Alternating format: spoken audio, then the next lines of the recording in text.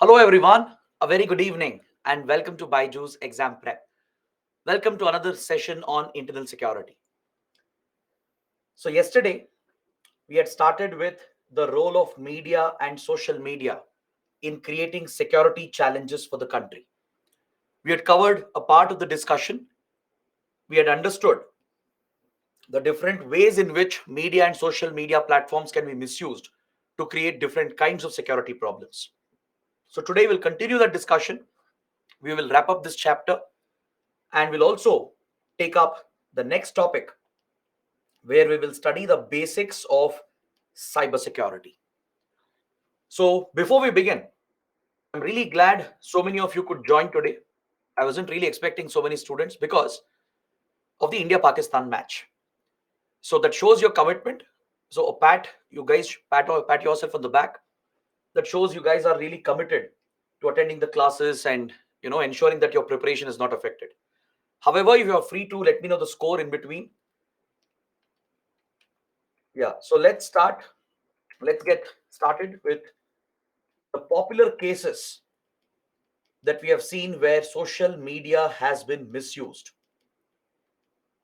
Today we'll begin with the misuse of social media and we'll see how it has created a real world impact.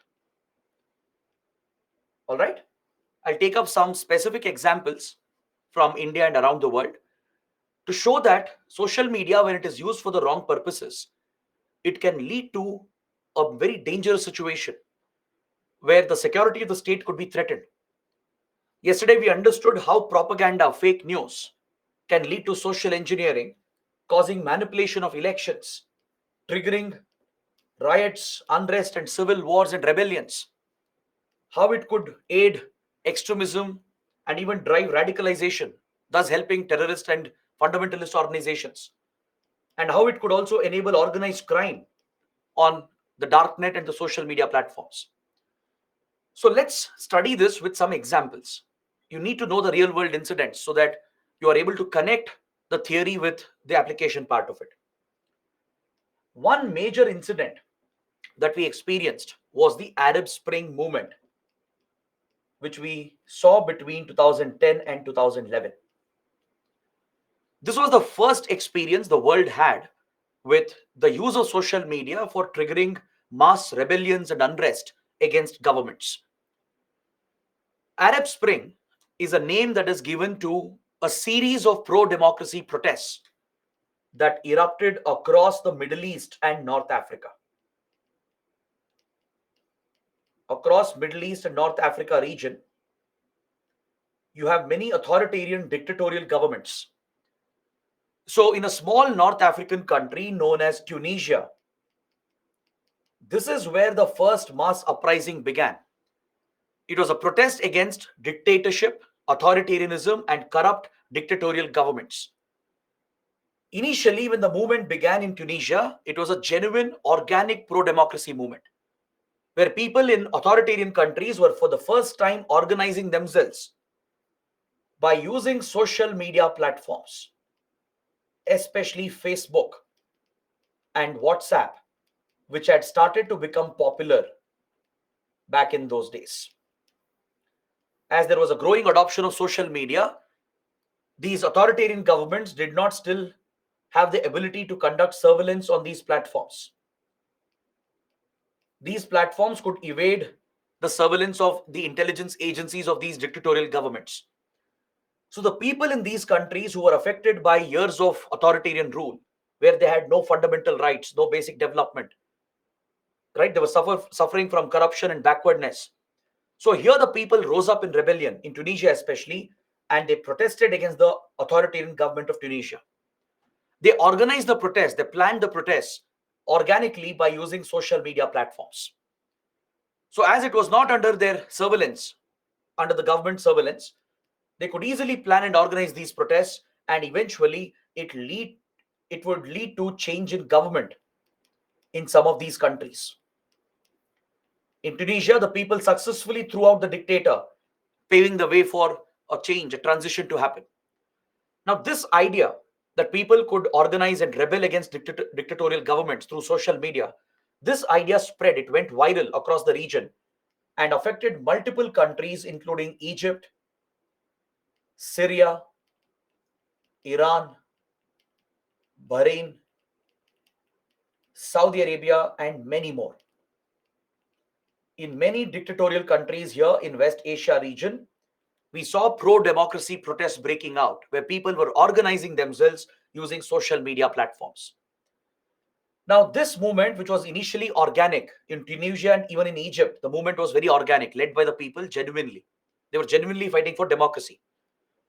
But immediately, the big powers, they realized the power of social media, the power of the internet. They realized that they could misuse these platforms to run targeted covert operations to destabilize their enemy countries. The civil war that you see today in Syria is largely a manufactured civil war. The enemies of Syria, like United States, Saudi Arabia, Israel, they all played a role in backing a rebellion against the Syrian president. It was largely engineered by creating an uprising on social media platforms, by misusing social media platforms. Similar movements were triggered in other countries as well by the regional rivals. Iran would try to sponsor such a movement in the Sunni powers like Saudi Arabia and Bahrain. Others would counter Iran by triggering similar protests in Iran and other countries in the region. So, this wave of protests, rebellions that was witnessed, which pushed some countries into a civil war, was an outcome of misuse of social media. It was one of the key factors. Is that clear? So, this clearly showed the world the true power of social media, how people can organize democratically and fight for their rights. At the same time, it also showed how it can be misused by hostile governments, how it can be misused by intelligence agencies to alter public opinion, to carry out social engineering through targeted campaigns, and then lead these unrest and rebellions to topple governments and carry out regime change. So, following Arab Spring, many countries started acting against social media platforms, including India. Because we all saw what was happening in West Asia, the role social media was playing in triggering civil wars and unrest and rebellions. So, following this, governments started paying more attention to these internet based platforms, especially to deal with the security threats that emerge from the misuse of these platforms. So, this was one reason why the UPSC added this topic into internal security in 2013. Along with that, if you remember, we had discussed the exodus of Northeast people from several cities, especially South Indian cities.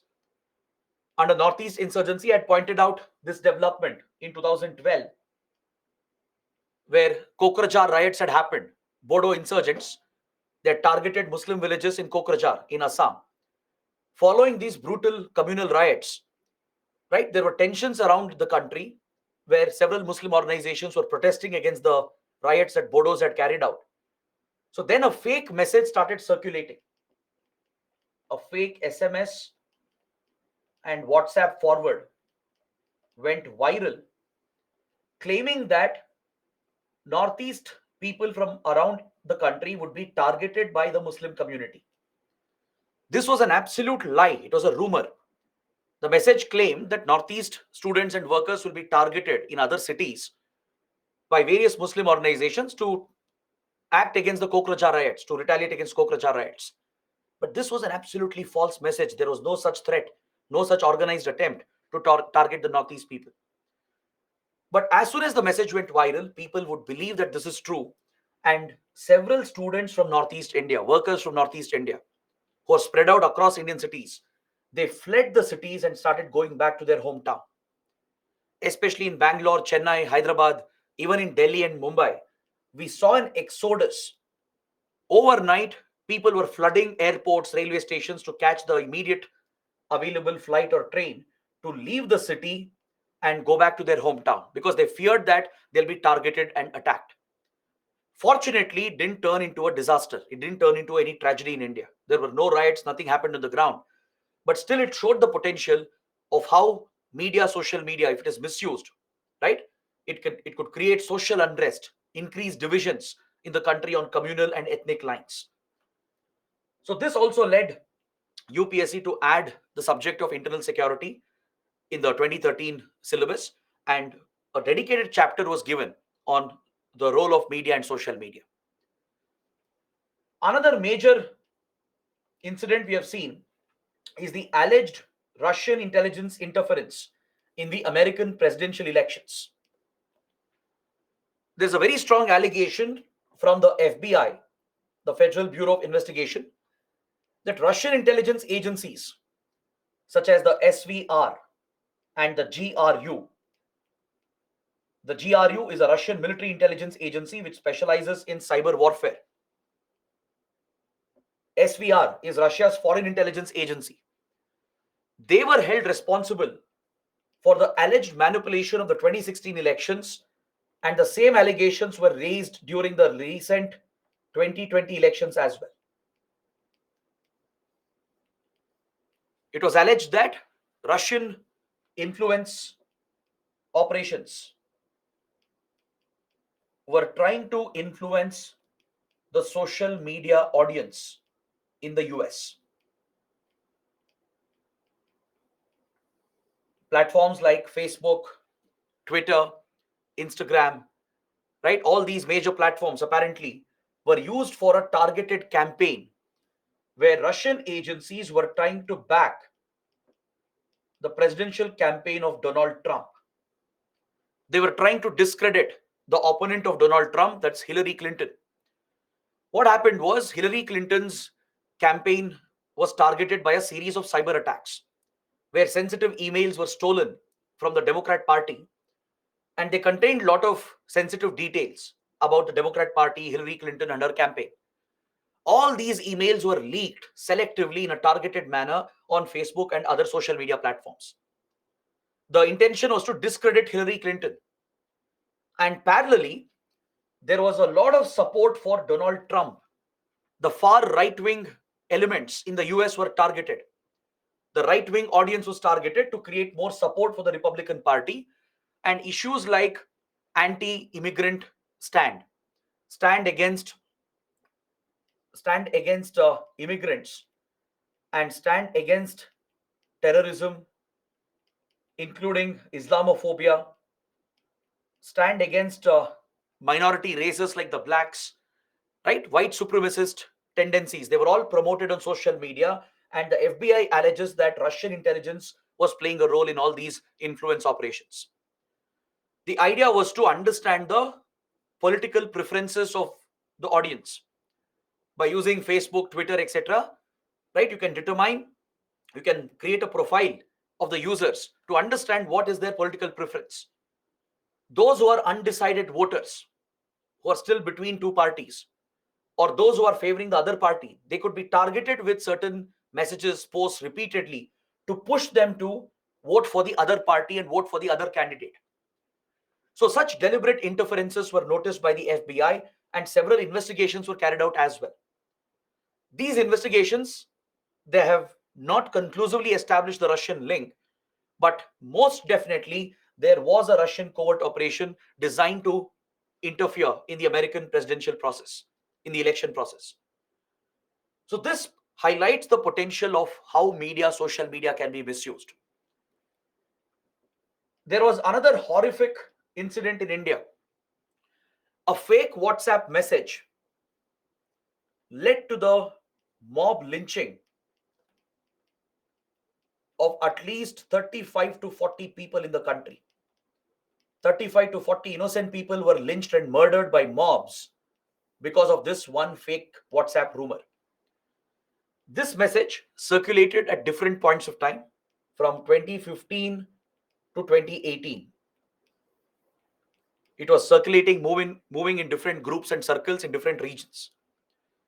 This message claimed that there is a child abducting gang in the area. There is a child lifting gang, meaning kidnappers who are looking to kidnap your children. And it was asking the people to be vigilant. It also contained a video. There was a video attached to it that would show, as if it's a CCTV footage, where the kidnappers are kidnapping a child right in front of someone's house. The message would also describe how the people would look, how these people look. Essentially, the description would match the homeless, the beggars who are on the streets, right? Or those who are, earning their daily wages on the streets. That is how the description was. So those who got these rumors, these messages, they believed that this is true. They actually believe that there is a child lifting gang in their area kidnapping children. So if they spotted any suspicious individual, or if they spotted any suspicious group of people, the mobs would take the law into their own hands, assume that these were the kidnappers, they would beat them up to the extent that the person would be killed. Such incidents are called mob lynching incidents, where a mob, a group of people, they break the law and attack a person, right? They beat up the person, injure the person, and even to the extent where the person could get killed. So many such incidents happened in different states in different periods of time. So initially, the police and the authorities, they did not see the pattern. It was happening in different places at different time. But after a couple of years, a clear trend was emerging.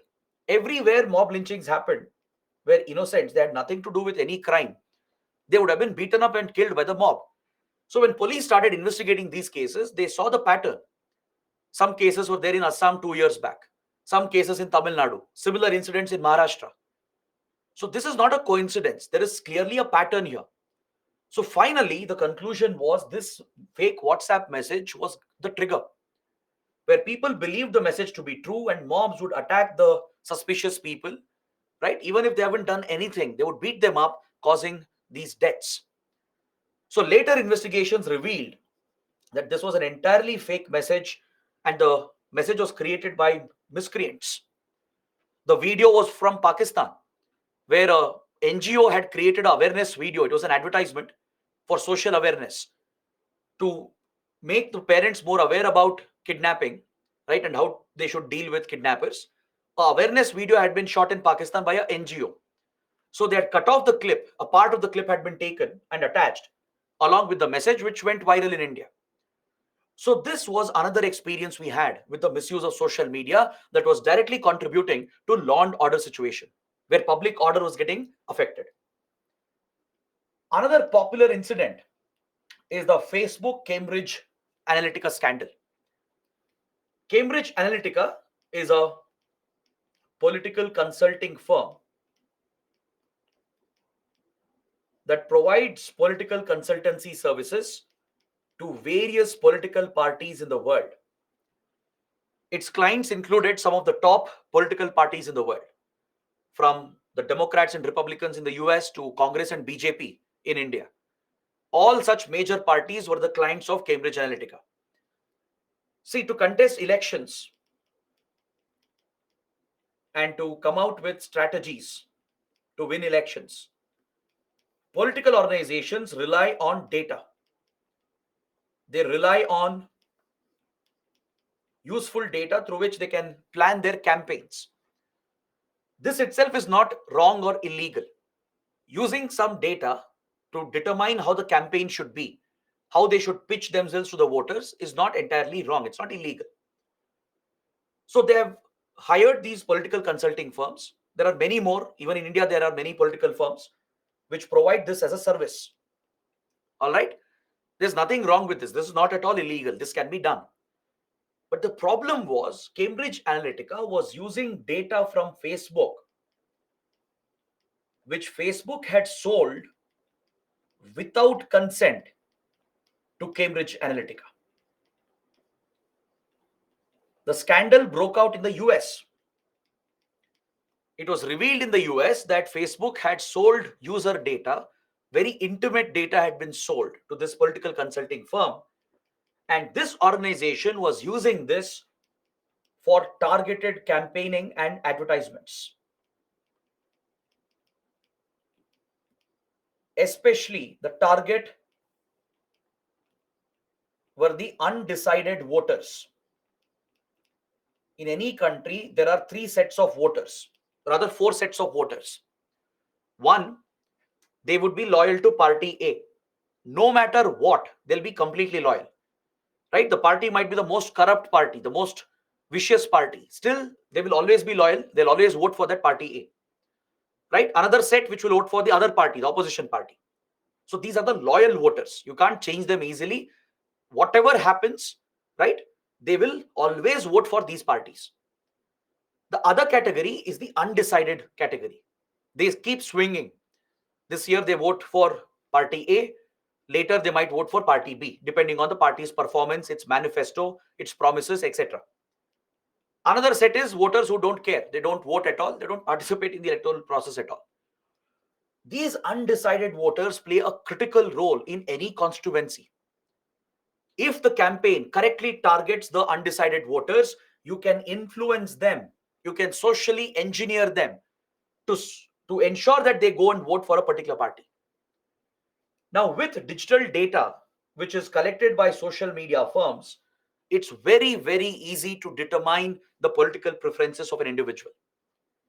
You yourself would have revealed your political inclination on social media through your posts, your likes, your preferences, through what you're searching, places you're visiting, right? What you're speaking, right? Everything which is tracked by social media platforms reveals your political affiliation.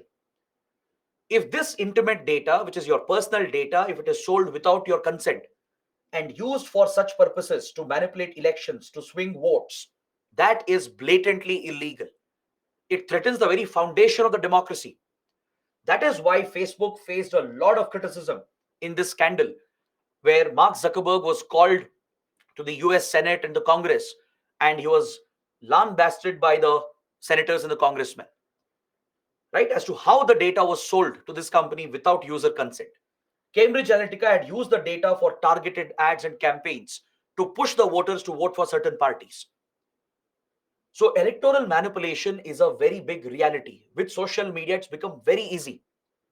That's why every major party has its own IT cell, right, to run their propaganda. They not only spread the messages, they spread fake news, misinformation, and propaganda as well. Every party does this, not just one or two. Especially parties which are well funded, which have good resources at disposal. They are very strong in their campaigns, in their social media online campaigns. This can single-handedly result in manipulation of elections, which threatens your democracy itself. So this has become another concern, including the risks associated to data security and data privacy.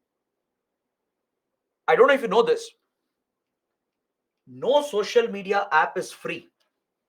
You might think Instagram is free. You might think WhatsApp is free, right? Or Facebook is free. Trust me, none of them are free. You are all paying a price. Instead of subscribing to their app, their plans, or paying a monthly amount, you are paying them through your data. Today, we are living in the digital world where every sector of the economy has been digitized, right? We are in the fourth stage of the industrial revolution, which is driven by data. The fourth stage of the industrial revolution is driven by your critical emerging technologies like artificial intelligence, generative AI, digital currencies, cryptocurrencies, robotics, Internet of Things. All these critical emerging technologies, they are based on data. So data is the new gold. It's the new oil. Those who control data, they control the future. If a government or a company can control a large volume of citizens' data or user data, they will control the future. So that is why data has become a geopolitical issue today, right? So your applications, all the mobile apps you're using, right, all the websites you're visiting, they all track user activity. The free applications that you're using, none of them are free. You're paying them with your data, right? You're giving up your behavior, your preferences and choices by what you're watching, what you're liking, what you're commenting on, what you're forwarding to others. So all this data is logged on the back end. When you download an app, it asks for several permissions, right? It will ask for permissions to access your contact book, right? Why do they need access to your contact book? Because they need to know your social circle. They need to know which phone numbers are stored on your phone, which matches with their accounts, the user accounts. And immediately the algorithm gets to know who's your family, who's your friends, who's your work colleagues, everything can be determined by the algorithm, right? Why do you think the apps will ask for permission to access the microphone, the camera? Without your knowledge, initially they would have gained the consent, but later, without your knowledge, the mic and the camera can be switched on to capture audio and video. This is needed for their product, to improve their product, to provide for voice search, voice recognition, right? And to provide for better image search, they use audio video which is captured from your phones. But the point is, it is compromising your privacy. Have you ever noticed? You might speak about a particular product to your friends. Let's say you want to buy a bike. You would have never searched for it. You haven't Googled it or you haven't searched anywhere. You just had a conversation with your friend that I'm looking to purchase a bike. Very next day, you will start seeing bike related ads coming on your screen, right? This is targeted advertising. Let's say you visit a gym, you join a gym, you start working out every day, right? The algorithm gets to know you're visiting a gym. It picks up your location. Location will be tagged to a gym. It knows you're working out, you're spending an hour. So it concludes that you're working out. Immediately you'll get products, ads related to your health, dietary supplements. All these ads will flood your phone. So this has great potential to change the economy. At the same time, if it is not used correctly, if your privacy, your data security is not protected from misuse, it can be used for very, very wrong purposes and reasons. Right? Every single choice you make could get manipulated by the private companies and your own governments and political parties. And that too without your knowledge. Is that clear? So that is the risk that arises from social media. That's why it's important to regulate the companies, how they operate, how they work, how they use the data that you're providing to them. And this is where data protection laws become very important. All right. Then other risk that we have seen with online internet-based apps is some dangerous games and challenges like the Blue Whale Challenge. There are many such variants and versions which are available even today. These challenges and so-called games, they are designed to attract children and teenagers especially. They are given tasks to perform. In the case of Blue Whale Challenge, each task was designed to isolate the child, isolate this adolescent boy or girl, and cut them off from their family, friends, and society. Each task, if they perform, right, once they complete one task, another task would be given. The tasks were designed in such a way that it had a psychometric analysis behind it. It was designed to isolate the individual, push them into depression. See, teenagers will already be suffering from various mental issues. It's part of growing up. But along with that, if such manipulation is being done, where you're being isolated, you're being cut off from your friends, family, and society, it's pushing you to depression and anxiety, it's putting you into low self-esteem, right? This affects the mental well-being of the child, of that adolescent kid. And the final task was very brutal and gruesome. The final task here was to commit suicide. The final task to complete the challenge would be to push the kid to commit suicide. And many cases have been recorded, which is tied with the Blue Whale Challenge. In India and around the world, several teenage suicides have been apparently linked with Blue Whale Challenge. There are even more brutal games which have come up, where it pushes the teenagers to commit crime, to commit robberies, to even commit murders and attack people, right? So this is a very big challenge, where miscreants are misusing the platforms and just playing with the lives of adolescents and young teenagers. So all of this, all these incidents, they represent a threat to law and order, to your national security, to our individual data privacy and data security. Correct? So that is why we need to tackle the misuse of media and social media. So what can be done? How can we counter these challenges? Let's discuss all the possible measures, and that will complete our chapter. We'll look at some basic measures that Government of India has already taken. We will discuss the latest Data Protection Act, the Digital Personal Data Protection Act, which has been passed by the government. We'll also discuss the IT rules, which have been notified to regulate these platforms. See, the best way to counter fake news is to bring authentic news. Verified, fact-checked news has to be brought out to counter the menace of fake news.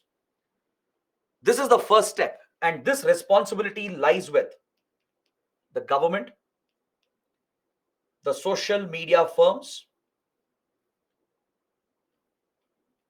and even with the public. Government alone cannot combat this threat. Even your reputed media platforms, they play a role here. Reputed media organizations, along with the tech companies, all the big tech firms, the social media firms, the common public, all of us, and the government entities, they should collectively counter fake news with authentic news. How do you do this? For example, the then Manmohan Singh government, which saw the threat which was rising from fake news and misuse of social media, notified a set of framework and guidelines to push all government organizations to have an official presence on all social media platforms. Very simple step, doesn't require any major innovation. Basically, every government entity, government ministries, departments, even your police forces, going all the way till your local police station, your city police, right? All government entities, ISRO, the armed forces, everyone was encouraged by the government to have an official social media presence. That's when all of them started opening their official accounts, be it Telegram, YouTube, Twitter, that is X today, right? Then, of course, Facebook, Instagram, everywhere, all the popular platforms. So today, all government agencies have an official registered presence where they are giving you official information. Now, how does this help in tackling fake news? Let me give you an example. Let's say there is a fake message spreading that India has decided to close the borders with Nepal. Just an example, just a basic hypothetical example. Let's say there is a fake rumor spreading that India has decided to close the open border with Nepal because of security threats. When this fake message goes viral, people start believing it. It affects India-Nepal relations as well. But immediately the Ministry of External Affairs can step in, right? It can step in. People will start tagging MEA's account. It can counter this by spreading the right information. It can say this is fake news. There is no such decision or policy which has been taken. Nepal is a great friend of India. We have not taken any such decision. This is fake news. Don't pay attention to it. The moment it is clarified by the government authorities directly in real time, the fake news is dead. Clear? Let's say a rumor is circulating in a local area that communal riots have started. Let's say on WhatsApp and other platforms, videos and messages are circulating that communal clashes are happening in the city. Immediately your local police, your city police and your local police stations, they can start spreading the right message. They can counter the fake news saying that everything is normal, there are no communal riots happening, this is all a lie, it's a fake news. Don't pay attention to it, please maintain calm. Just one counter message from the authorities will end the cycle of fake news. So having an official presence on the platforms is important, and accordingly, guidelines were framed by the government. How social media should be used by government entities, right? Get the accounts verified. Get the accounts verified with the tick marks, the blue tick marks, so that users know that this is the official account, the only official account. Have a dedicated team or a personnel who manage the social media platforms and have a process through which you release information. You post official information on these accounts. So this is one step in countering fake news. Similarly, the tech companies can play a role. They can design features in the app where people, the users, can report any fake news. You'd have seen, you have a provision of reporting, right? If a fake news is circulating, if it's not rooted in facts, you can immediately report the post, and the social media companies, they have a system on the back end to review the post and try to take it down. So they have a team of reviewers as well who manually review some posts. They have automated algorithms as well which do it. So it's a mix of strategies they have used through technological innovation, through which even they are trying to tackle the menace of fake news. Let's say some individual or a party or organization, they're spreading hate propaganda. They're targeting a community or promoting genocidal tendencies, right? Promoting hate speech. Any such offensive messages can be flagged by the users, and it will be reviewed on the back end. And if it violates the community guidelines, they'll take it down. So social media firms are playing a role as well. So public plays a role by reporting these posts and incidents. And the public should also be more aware, should use more common sense while before believing something that they are reading on social media.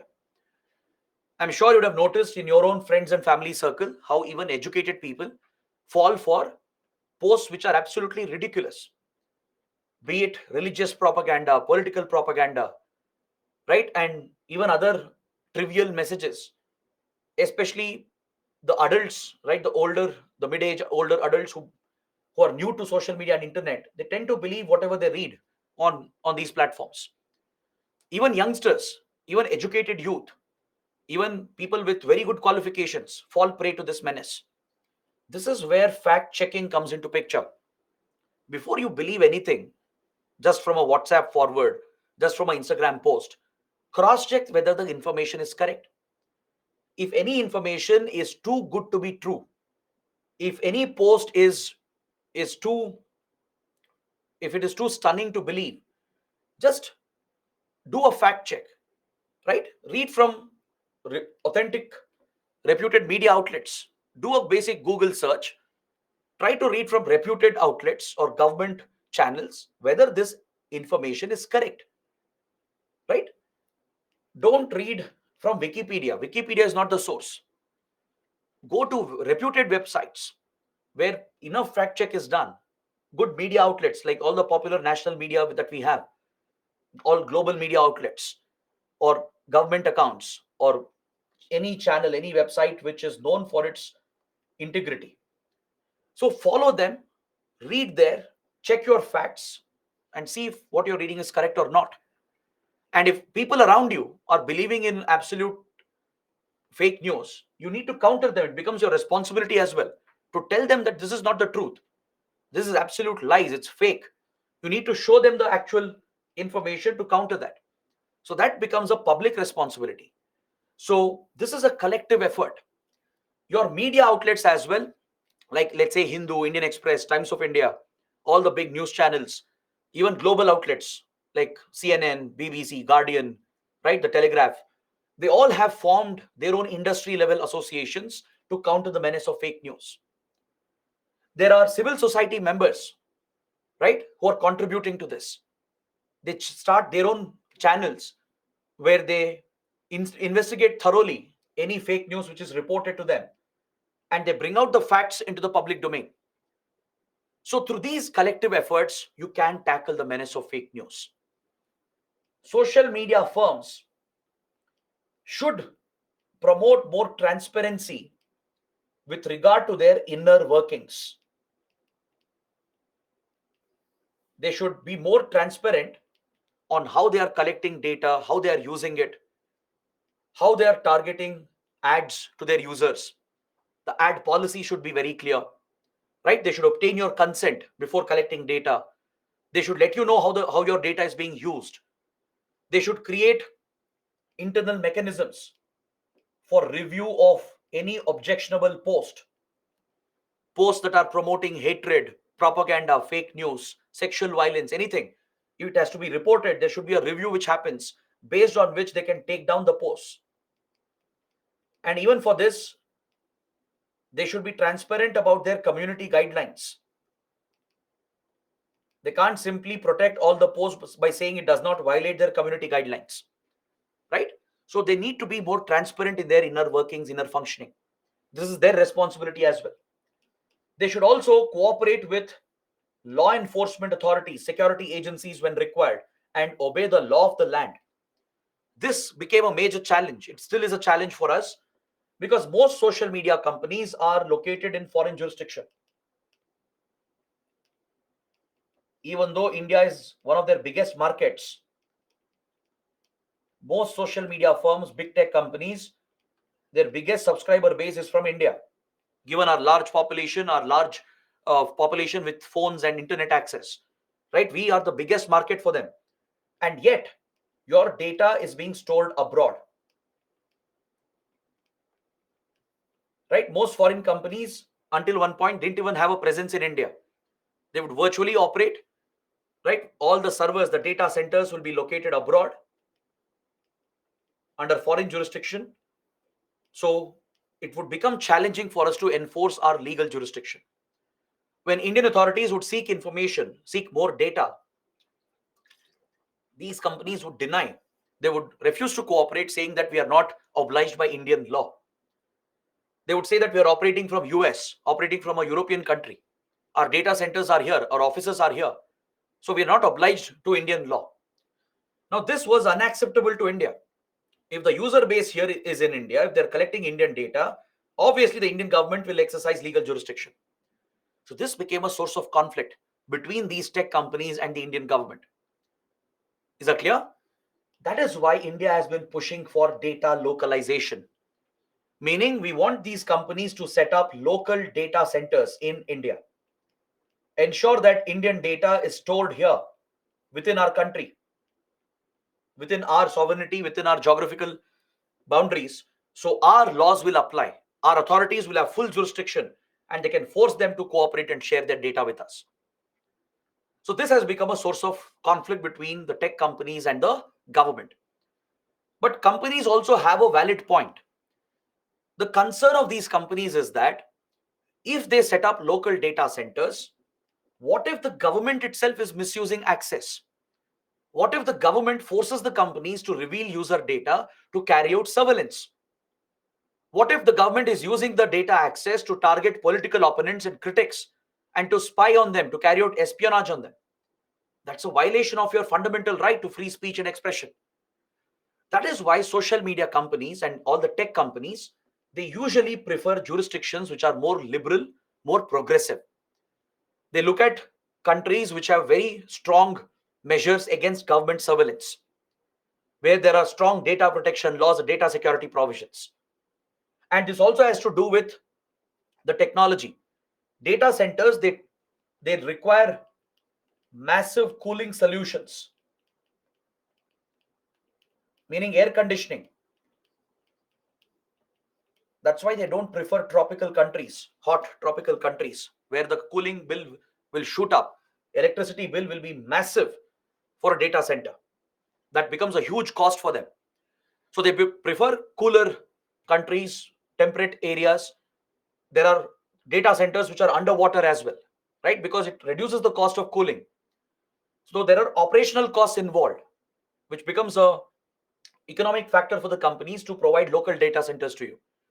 So they prefer these foreign data centers which are more affordable for them, where the operational cost is less, and they prefer such jurisdictions, such laws which are favorable for users and the companies, where government rights is restricted from carrying out surveillance against the citizens and the critics and the opponents. So this becomes a source of friction between the companies and the government, right? So government is pushing for data localization, but the companies oppose that. So this is something we need to sort out. Yes, the companies have to set up local data centers. There's no question about it. If they're operating in India, having the biggest base in India, they need to have offices here. They need to have offices deployed here. They need to have data centers located here, which will follow Indian law. But there should be restrictions on government's powers as well. Government itself can become the biggest violator. It's not just the companies which are a threat to your data privacy. Your own government can be a threat, right? Intelligence agencies can gain unauthorized access by forcing these companies to give access. By citing national security grounds, they can ask access and they can snoop on your data, which helps the government to target critics and opponents. It will help the government to curb right to free speech and expression, which is a fundamental right. So as users, we need protection from both. We need protection from misuse of data by the government and also from the private companies, the tech companies. So this is where a data protection law becomes very important. Next, social media companies have to self-regulate. They need to do this internal regulation. They can come up with tech innovations and new features to make the platforms safer and to deal with the threats and the misuse. Like for example, WhatsApp. WhatsApp introduced a great feature to limit the number of forwards to prevent certain messages from going viral. The number of forwards you can do was limited. It's a tech feature, a new innovation which was added to the app. You'd have seen that messages which have gone viral to a very big audience, you can't forward that to more than 5 contacts or 1 contact, right? So that is a very small innovation that helps in curbing the virulent spread of a message. Usually viral messages could be fake news or rumors. That is why WhatsApp added this basic feature, a very simple innovation, but has a huge impact. The feature of having verified accounts with a blue tick is another genius innovation. Simple but effective. Because when you have leaders, celebrities, government institutions having accounts, there could be many fake accounts as well. Tomorrow you can open an account in the name of Prime Minister Modi, make it look exactly like the Prime Minister's account. What if you start posting some random information which might have security consequences, right? Or you might open fake accounts in the name of other leaders and celebrities or government institutions and start spreading fake news. How will the users know which account is official, which is not authentic, right? So to distinguish genuine accounts from fake accounts, they introduce a very simple feature of verification. They verify these accounts and they give a blue tick, which is clearly prominently shown right next to the username. The moment you look at it, you know it's an official account. All other fake accounts become useless automatically. Very simple, but very effective. So this is the kind of innovation and new features which need to be added to make social media a safer space. Regulation by the government becomes necessary. These companies can't claim that government regulation should not be there. If every sector can be regulated, then why not this sector, which has such a big impact on the economy and security of the nation, right? So bringing out regulatory provisions, bringing out laws and rules through which you can regulate these companies, the way they operate and function. And finally, the government itself should carry out surveillance through its intelligence agencies to look out for misuse and the security threats. Intelligence agencies should keep a close watch on social media platforms, on what users are posting, what are they interacting, right? They need to check terror activities, any activities against the interest of the Indian state, any direct security threats, public order, law and order threats. These have to be picked out through electronic surveillance, where the internet traffic will be intercepted by the intelligence agencies and they carry out surveillance. Now, some of you might be wondering that I'm contradicting myself here. On one hand, I'm saying government surveillance is a threat. On the other hand, I'm saying government surveillance is needed, right? On one hand, I'm saying social media companies need some protection from governments. And I'm also saying there should be regulation on social media companies. I'm not contradicting myself. I'm saying that this is how complex it is. It is actually a complex equation between 3 entities. And to resolve the complexity, you need efficient laws, policies, and rules. All right. So let me just open a new slide to explain this complexity.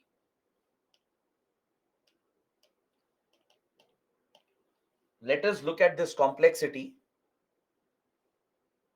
Let's understand what are the demands of the citizens and the users. What are the demands of the social media companies? What are the demands of the government? It's essentially a triangular contest. You have the users and citizens here, We represent one end of the stakeholders, the government over here, and the social media firms and the tech companies over here. All right. Now, what do we want as users, as citizens? What do we want? We want data privacy. Because today, data privacy is a fundamental right. Do you know under which article data privacy becomes a fundamental right? Under which article of the Indian Constitution does data privacy become a fundamental right? Some are saying Article 19, some are saying Article 21.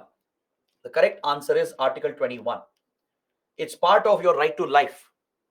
All right. This was a recent interpretation given by the Supreme Court in 2017 in a landmark case. Do you know which case is it?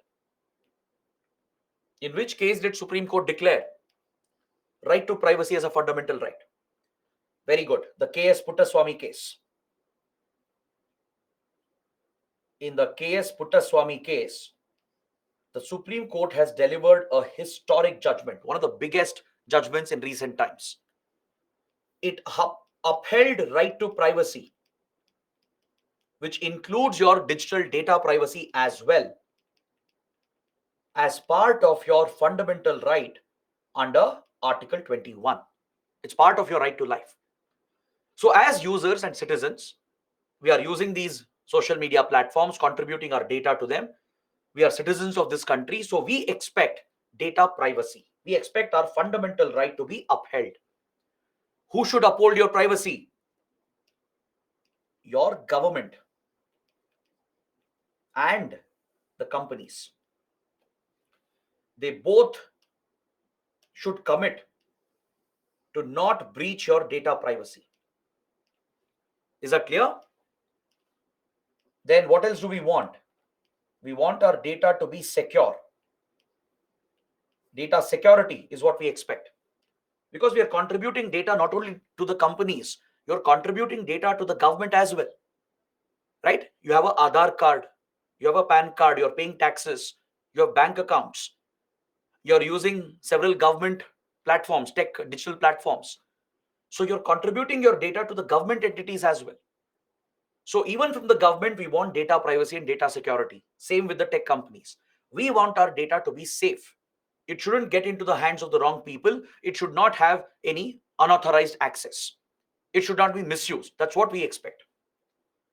As citizens, we also expect the country's security and law and order to be maintained without any threats from media and social media. Correct? As citizens, we want our country to be safe. We don't want a hostile intelligence agency misusing the platforms to create security threats.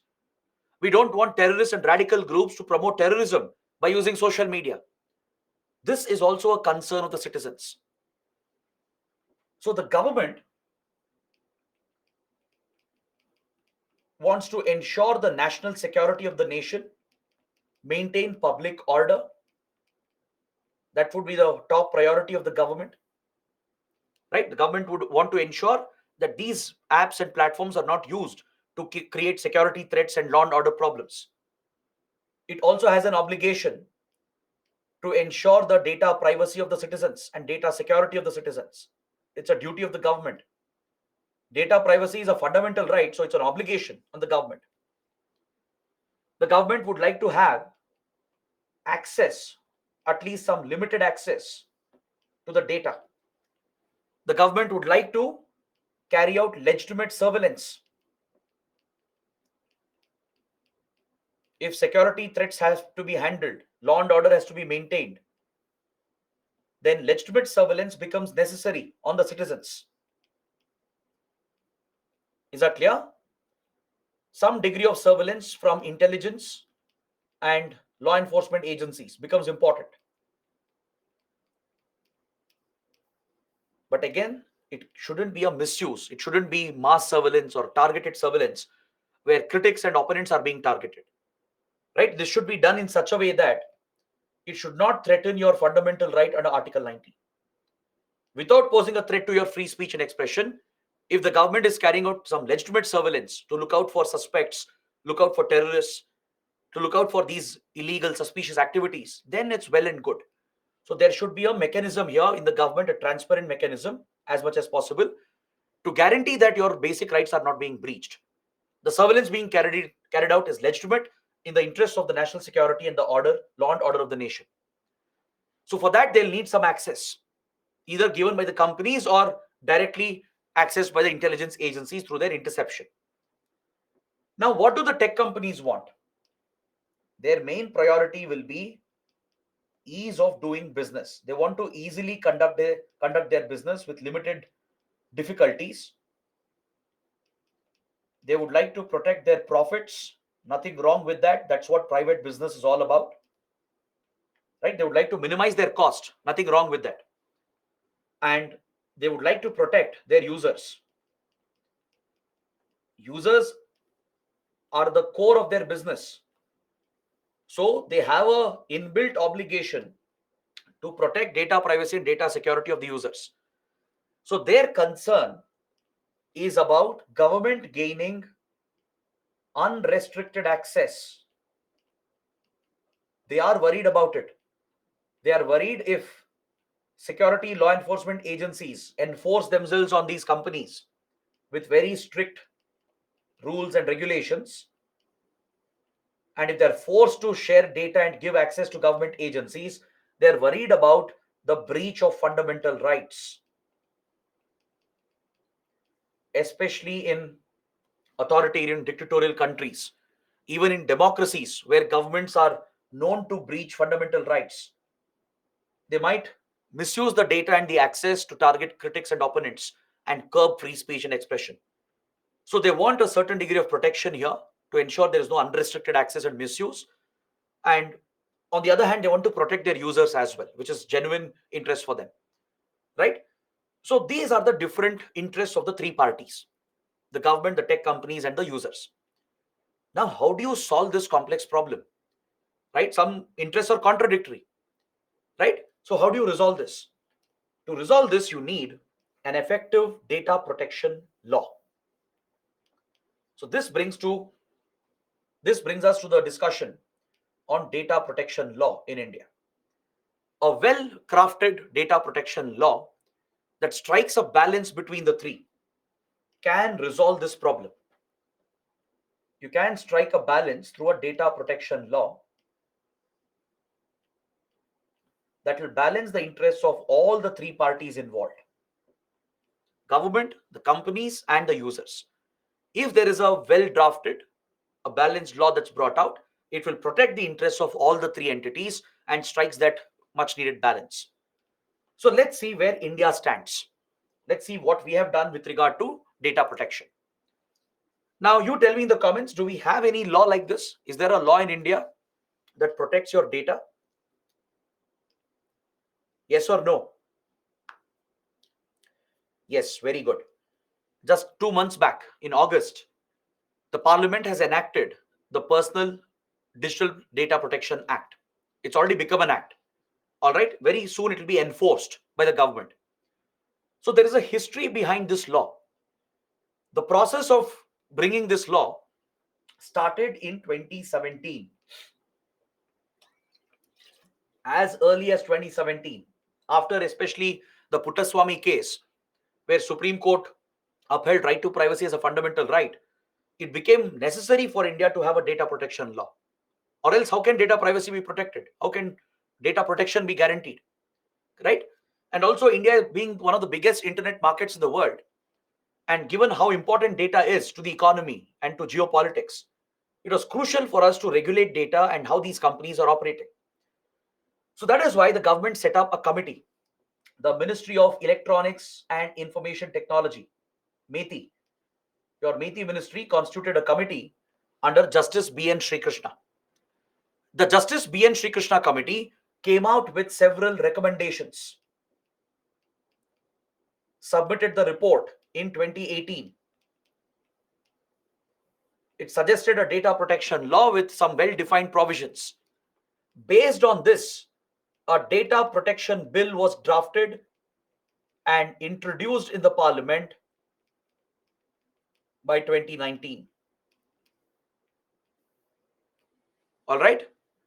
But for the next 3 to 4 years, the bill became extremely controversial.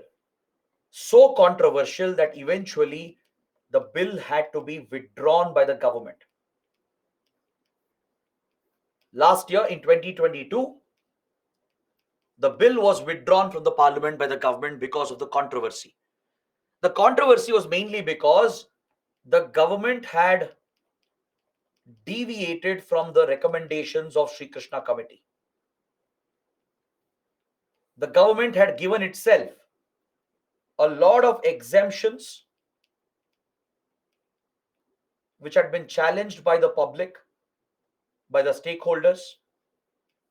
The fear was government will get away with the violations, and the fear was it could lead to mass and targeted surveillance that could threaten your fundamental rights. Plus, there was strong opposition from businesses and companies, particularly on provisions related to data localization. As it was mandated that these companies have to mandatorily set up local data centers in India, there was very strong opposition from the big companies, and their governments also supported them. US government, European governments, right? Because all the big tech companies, they're all US or European based, most of them. So this became a diplomatic issue as well, where foreign governments pressurized India to simplify the law because it was threatening their business model. It would increase their operational costs, affect their profit margins, and affect their market access as well. So because of all the controversy, there was pressure from opposition, pressure from media, the public, civil society, the companies, and foreign governments. So because of all these issues, the bill was withdrawn by the government. In fact, Justice B.N. Sri Krishna himself was critical of this bill. He criticized the Modi government for diluting the provisions, for moving away from what he had actually recommended. When I say he, not individually, his committee, right? The committee he headed had actually suggested a more balanced version, but government moved away from it, gave itself more powers, which could lead to surveillance against citizens, which could affect business models. So that is why the government withdrew the bill, and finally a new draft was presented. A new bill was brought out. A new bill was brought out by the government.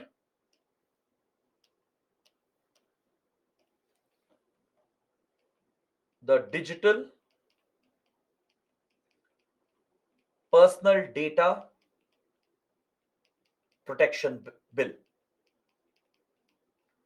The Digital Personal Data Protection Bill. It was tabled recently, passed by both the houses, assented by the president, and now it has become an act. The Digital Personal Data Protection Act 2023. Now let me take you through some of the key provisions of the act.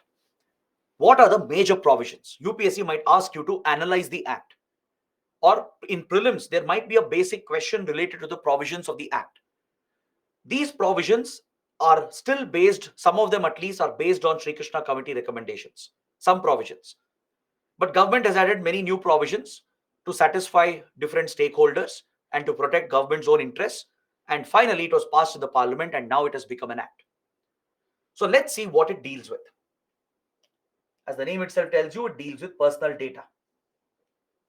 It deals only with personal data. Now, what is personal data? How do you identify personal data? Personal data is any such data through which you can identify the individual behind the data. If the data is given to you, by looking at the data, if you can identify the living person behind it, if you can pinpoint that this is the individual who generated this data, then that is your personal data, which includes your name, your gender, your address, your workplace, your biometric details, your fingerprints, your iris retinal scans, your DNA samples, any data through which the person can be identified directly, that becomes your personal data. We are all contributing a lot of personal data to the government and also to private companies, right?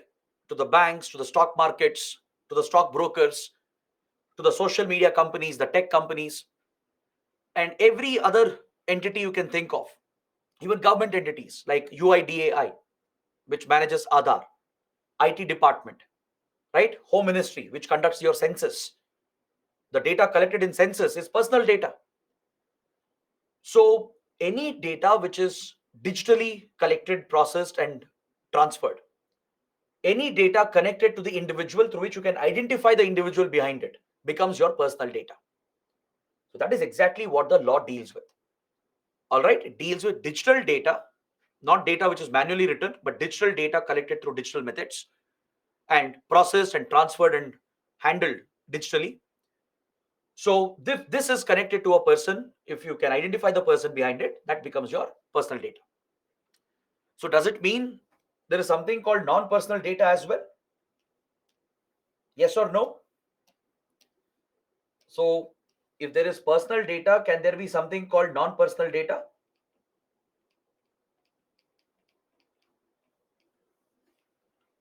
Okay, most of you are saying yes.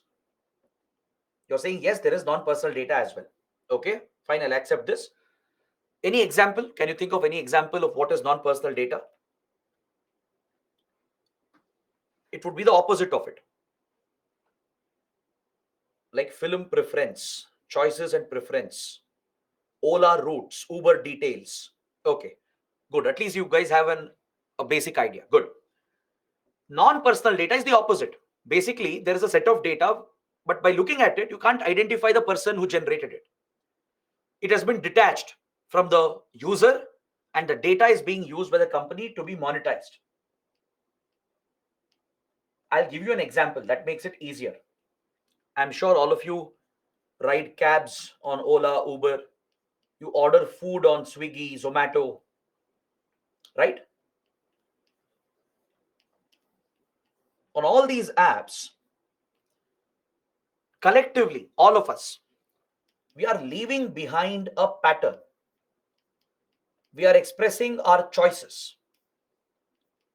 It doesn't matter who's the person generating this data. Collectively, as a group, we are all creating a pattern, expressing our choices, which can be used by the company, the tech company, to give you more personalized services. Like, for example, let's say in a particular area, people are largely ordering biryani. In another area, people largely prefer coffee. And maybe there is a certain time where the orders hit a peak. There is a pattern. Let's say in a locality where residential areas or residential colonies are present, the nature of orders are different. In a area where you just have offices, companies, etc., the kind of orders being received will be different. So this data will help the company to understand the customers they are serving, to understand their patterns, their choices and behaviors. What time can we expect peak orders? What item will be the most ordered? What restaurant is the most preferred? What beverage is the most preferred? Understanding these broad patterns will help the company to monetize this data and give you personalized services. Now, today, for example, India-Pakistan match is going on. Swiggy, Zomato would be overwhelmed. If you don't believe me, open the app, check. You will not get orders delivered today. It becomes impossible. But the company can plan for it. Now that they know the pattern, that if there is a cricket match, orders will shoot up. It will skyrocket. And what will they order? People will not sit and order meals or these other items. Usually during matches, preferred items would be pizzas, right? Or even fried chicken, something like that. The patterns would be noticed by the algorithm, which is based on the non-personal data being generated by users. Now they put this non-personal data for monetization. They use it to innovate their product, to make their product better, to give you better, simple services. Your cab aggregators can do the same. They can understand the peak areas, the peak timings, ensure there are more cabs available at the right time. Correct? So this is how non-personal data helps you. It helps the companies, it helps the economy. Monetizing non-personal data is crucial for the economy. to drive innovation and to give you better services, personalized services. So for protecting non-personal data, a separate committee has been set up by the government. There is another committee for this. Any idea who heads this committee? Do you know which committee has been set up for this? To protect your non-personal data, to get some recommendations on this, the government is planning a separate policy for this. So to get recommendations on the issue, a committee has been set up. It's headed by a very popular individual. It's headed by Chris Gopalakrishnan.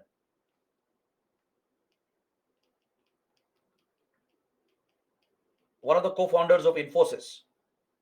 So Chris Gopalakrishnan committee is looking into non-personal data. All right, just like Justice Sri Krishna committee looked into personal data, the Chris Gopalakrishnan committee is looking into your non-personal data. So now, under the act which has been passed, I'll tell you the key provisions. The act is recognizing two different entities: data principals, data fiduciaries. Data principals and data fiduciaries. All right. It defines who are data principals, who are data fiduciaries. The data principals are none other than the users. All of us, all individual users who are using any application contributing data to government and private entities. So we are the principals, meaning we are the owners of our data. This is a very, very important recognition. It was recommended by Sri Krishna committee. The users should be treated as the owners of the data. You own your data. That's why the term data principal, you are the principal here, owning your data. Now you are contributing your data to the government and private entities. So they become the fiduciaries who come in between. They are basically collecting your data, storing it. They will be handling the data, processing it. They could be transferring it as well to other third parties. So all these steps are carried out on your personal data. Once you contribute it, right from collection to storage, handling, processing, transferring, all these steps are involved in the management of your data. So under the law, data principals are getting some rights. To protect our data privacy and data security, some rights are being given to us, which means there are obligations on the fiduciaries to protect our rights. Private companies, including your social media companies and even government entities, some of them, they will get some obligations. They'll have some duties to protect your rights. That's how rights and duties work, right? Principals are getting the rights, users are getting the rights, which means the fiduciaries have some duties and obligations to fulfill. So one important right which is being accorded is the right to consent. Without your explicit consent, no one can collect your data. All right. Most companies already get your consent, but going forward, you will see some changes. The government has said a clear notice has to be given explaining what is consent, why they are collecting data. They should give some more details on how they are planning to use your data. So basically, an entire document will be given to you. This will happen very soon. See, right now you do see some terms and conditions. Whenever you download an app, it asks for some permissions, your approvals, your consent. You give approvals, only then you can download and use the app. But going forward, there will be more changes where the companies or any data collector has to clearly explain what is consent, why are they collecting your data, for what purpose, how will they use it, how will they monetize it. Those details have to be specifically mentioned, and that too in all 22 languages recognized under 8th schedule. So this is something you will see going forward. The implementation is still on hold. It will take some time because businesses need a lot of time to make the changes happen. So government has given that window. It will take some time before the act becomes fully enforceable. So you will notice in few months time that all the apps will revisit consent. You will be flooded with a list of consent notices. You will have to go through and then give your explicit approval to collect, store, handle, process, and transfer your data. All right. Or else you can't use their services. That's obvious. If you can't give your consent, meaning they can't collect your data, and without your data, what will they do? So you can't use those apps anymore. Either you give your consent or don't. Next, you will get the right to access your data as well. You can demand the fiduciary to give access to your data, every data that they have collected over you, on you. You can take a look at what kind of data is being logged in. This becomes a mandatory feature, right to access your data. It's not available right now. You don't know what data Instagram is collecting exactly, right? When you give the permissions, you know some data is being collected, but not the entire data which is being harvested. So right to access becomes mandatory. The companies will going forward, they will inform you on all the details. You can demand them to give access to see what data is being collected against you. If there are any mistakes, if the data is not accurate, you will have the right to correct your data. Let's say a bank has collected some data from you. All right, they've completed the KYC process, but on the back end, they've made mistakes in entering the data or in logging the data. Maybe your name is wrong, your age, right, your address, something is wrong. To ensure your data is accurate, to ensure you maintain accurate data to get the best services, you can seek the right to correct at any time you want. This becomes mandatory for everyone. All government, private entities have to provide the right to correct, where you can see if there is any wrong information about you and correct that data. Next, you're also getting the right to erasure. If you want to quit a platform, you don't want to use this anymore, you want to log out, delete the app, never come back again, you should have the right to be forgotten completely. Do you know this? Even if you delete your account, companies retain data on you. They still hold it for many, many years. They archive the data. They use it to train their algorithms, to train AI systems and generative AI platforms. So you should, if let's say you want to ensure you want to erase all your digital presence, tomorrow you decide to take a break from social media, you delete all the apps, right? But still they'll be holding your data. So when you have the option of right to be forgotten, the right to erasure, and you exercise the right, they have to prove this in a transparent manner that they are deleting, erasing all your data. So this will become a guaranteed right for you. All right. Then apart from this, there are other measures, other provisions like there will be a right to grievance redressal. If you're feeling violated, let's say you feel your rights have been violated. Let's say your data has been breached, your data privacy security has not been upheld by the fiduciary. Then you want your complaint to be addressed. So you can raise a grievance. Your grievances will be taken up by the Data Protection Board, which is being set up. A Data Protection Board is being constituted to enforce the law, to give directions to the fiduciaries, to resolve these grievances and disputes, and to also advise the government as well. A Data Protection Board has been set up, which will look into the grievances, and accordingly, it will look at violations.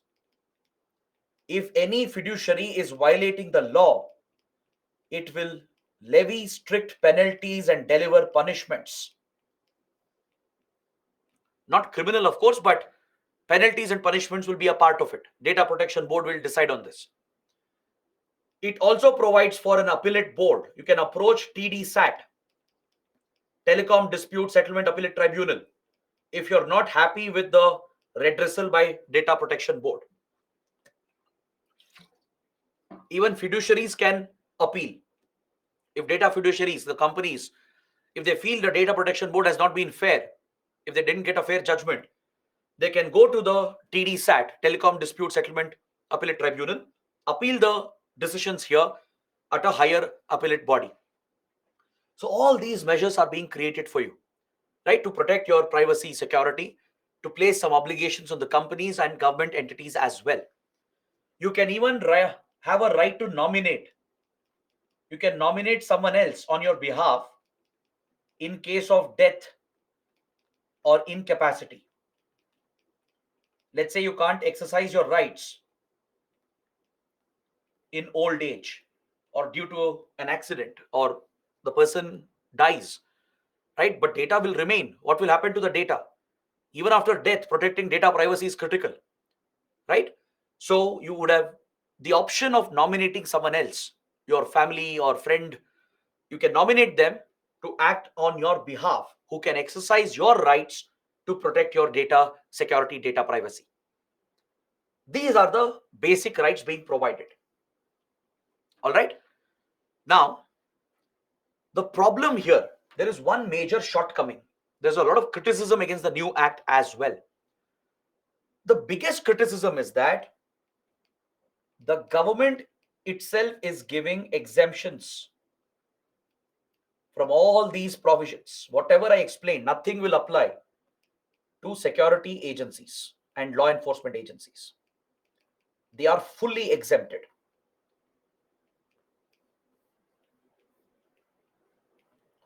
On the grounds of national security, on the grounds of public order,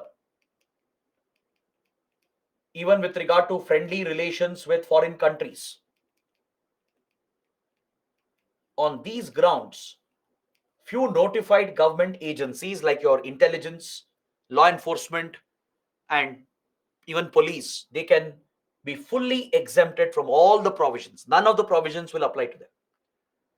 So essentially, the government is giving itself the option of carrying out surveillance without being transparent about accountability. There is no transparency here regarding accountability. How will the government check the misuse of your data by intelligence law enforcement agencies? That is not clear. The government says there are internal mechanisms to prevent that, but it's not in the public domain. With regard to carrying out surveillance, to accessing someone's phone, to accessing someone's social media accounts, right? There are checks and balances. There are internal measures, internal approvals will be needed. If there is misuse, there will be accountability, but it's not known in the public domain. It's not very transparent here. So government has given itself a lot of exemptions from all the provisions on the grounds of security, public order, and friendly relations with other countries. So this is where a big criticism comes up. See, surveillance is needed, no doubt. For intelligence security agencies, they have to carry out surveillance to protect the country, to deal with security threats. But to what extent? Whereas private companies, they'll have full obligations, but the same will not apply for the government. And there are some practical concerns, like you can't ask UIDAI to erase your data. That's obvious. I think you can understand that. You can't ask IT department to erase all the data they have on you. You can't do that. So there are exceptions as well, right, with regard to right to erasure and right to correct. Because imagine tomorrow, let's say there is a terrorist who has contributed some data, right, and government wants to carry out surveillance on him. There's a suspected terrorist, but he might exercise right to erasure, get all the apps to delete his data. So that can't happen, right? So there is an exception here for all these rights. With regard to right to erasure, government can specify a time limit until which the data has to be held. Even if you exercise right to be forgotten, government will not allow it to happen in some cases. All right? Because tomorrow, those who misuse data, they can get it erased and wipe out the trail. So to ensure it doesn't happen, government can prescribe to the companies that even if right to forgotten is being exercised by a user, you can't delete it until this time. All right. So the government hasn't told us what would be the time limit, but government has retained this option where it can ask the companies to hold the data for law enforcement reasons, for security reasons. At the same time, the ease of doing business for companies has been addressed. Companies also have got a lot of benefits this time. Like, they need not get consent every single time. Let's say initially you have given consent, a broad overall consent. Next time they want to, let's say, make some changes or some, new innovations, or they want to use your data in a slightly different way, they need not come back to you every time asking consent, because this practically becomes problematic for the company. Companies, instead of focusing on innovation, they'll focus more on law, policy, and how to implement that. They'll get caught in paperwork, in consulting the legal advisors. So that's a trap. That's a trap for businesses. It becomes a regulatory hurdle. So to ensure it doesn't affect the business models, they need not get consent every single time. There's an exception being given. If the new changes which are happening in their product, if it is close to what consent previously was given, they can go ahead and assume that consent already exists. They can even transfer the data to third parties without getting your consent every time. Your data can be transferred to third party and even to foreign jurisdiction, which means government has given up on data localization. The law is not mandating data localization, which was the biggest concern of the companies and foreign governments. It means the government has fallen under pressure of these companies and foreign governments. The law doesn't specify mandatory data localization, even though we are encouraging them to set up data centers here, but it's not being made mandatory to protect business interests and also to protect trade secrets, to protect intellectual property rights. For all of that, there are exceptions under the law, which is helping in ease of doing business. So some experts say that it's a very balanced law compared to the previous version, but some are criticizing it because this could easily allow the government to conduct any amount of surveillance it wants, which could compromise your privacy and security at the end of the day. But definitely, private companies come under a lot of restrictions, especially tech companies, how they'll be using your data, right? They have to be very cautious. They have to abide by these provisions, or else they will face very strict punishments and penalties for this. Even startups, all the Indian tech companies, foreign companies, they will all follow this law going forward, and you will start seeing the changes as well. Since this is something that deals with our day-to-day life, you will start experiencing the changes. You will get these notices for your consent, right? You will see that the options for your right to access, correct, erasure, everything will be prominently shown on all the applications. So this is something you'll get to experience very soon once it comes into full enforcement. So it's a debatable topic, right? Like I said, government says this is a perfect law. It's a perfect law that balances all the interests. There are supporters of this argument. There are critics who are pointing out the flaws, the critical flaws, where exceptions have been given to government entities and even some private firms. So it's the user or the citizen at the end of the day who probably loses out on some rights. So maybe there is a need for greater clarity, but this is the act which Parliament has passed. It will be the act which will be enforced, right? So take a look at these provisions, be familiar with what rights the principals are getting, what duties the fiduciaries have, what exemptions are being provided. All right. And note down that Data Protection Board will be looking at the grievances, enforcing the law, and also levying the penalties. And there is an appellate process at TDSAT. These are the key provisions that you should be familiar with. You can definitely expect a question here, maybe mains or even prelims question.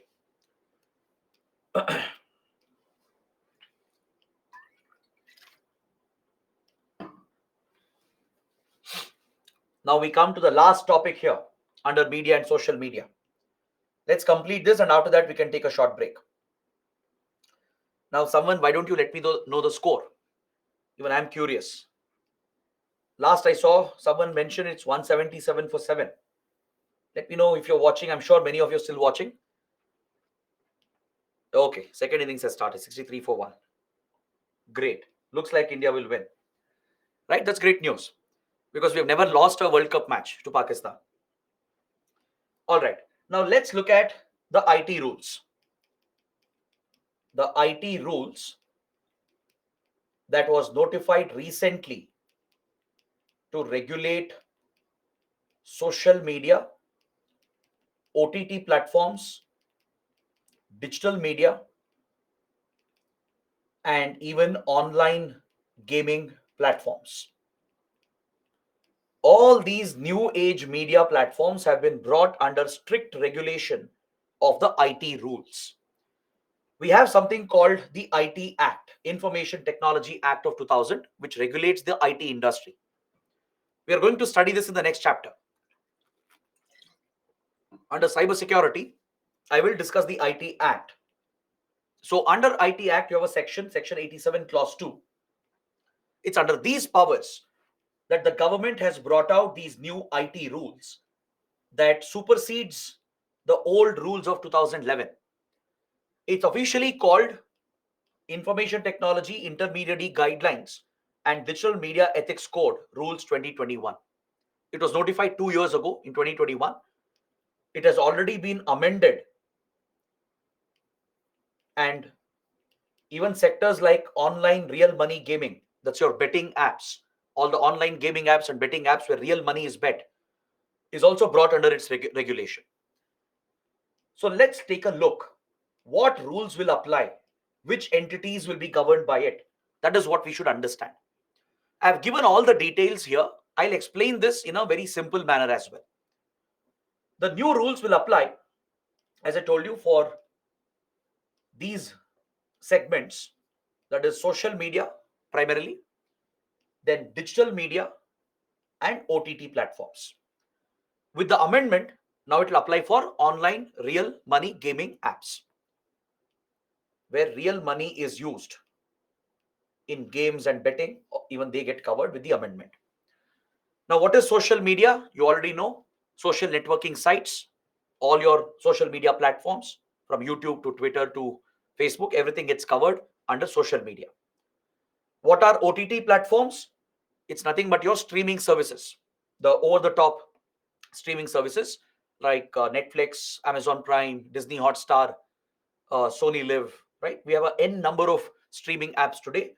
So they're all called OTT platforms, where they're directly streaming content onto your devices. Then comes your digital media. Digital media is those news outlets, media outlets, which only have a digital presence. Like, for example, have you heard of Swarajya, The Scroll, Print, The Wire? All these are news outlets, media outlets, but they only have a digital presence, meaning they don't print a newspaper or a magazine. They don't have a TV channel or any other form of communication. They only have a digital presence. They they communicate news only on internet platforms, through their websites, through their applications.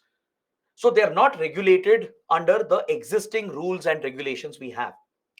Like newspapers, for example, they fall under the concerned press regulatory bodies.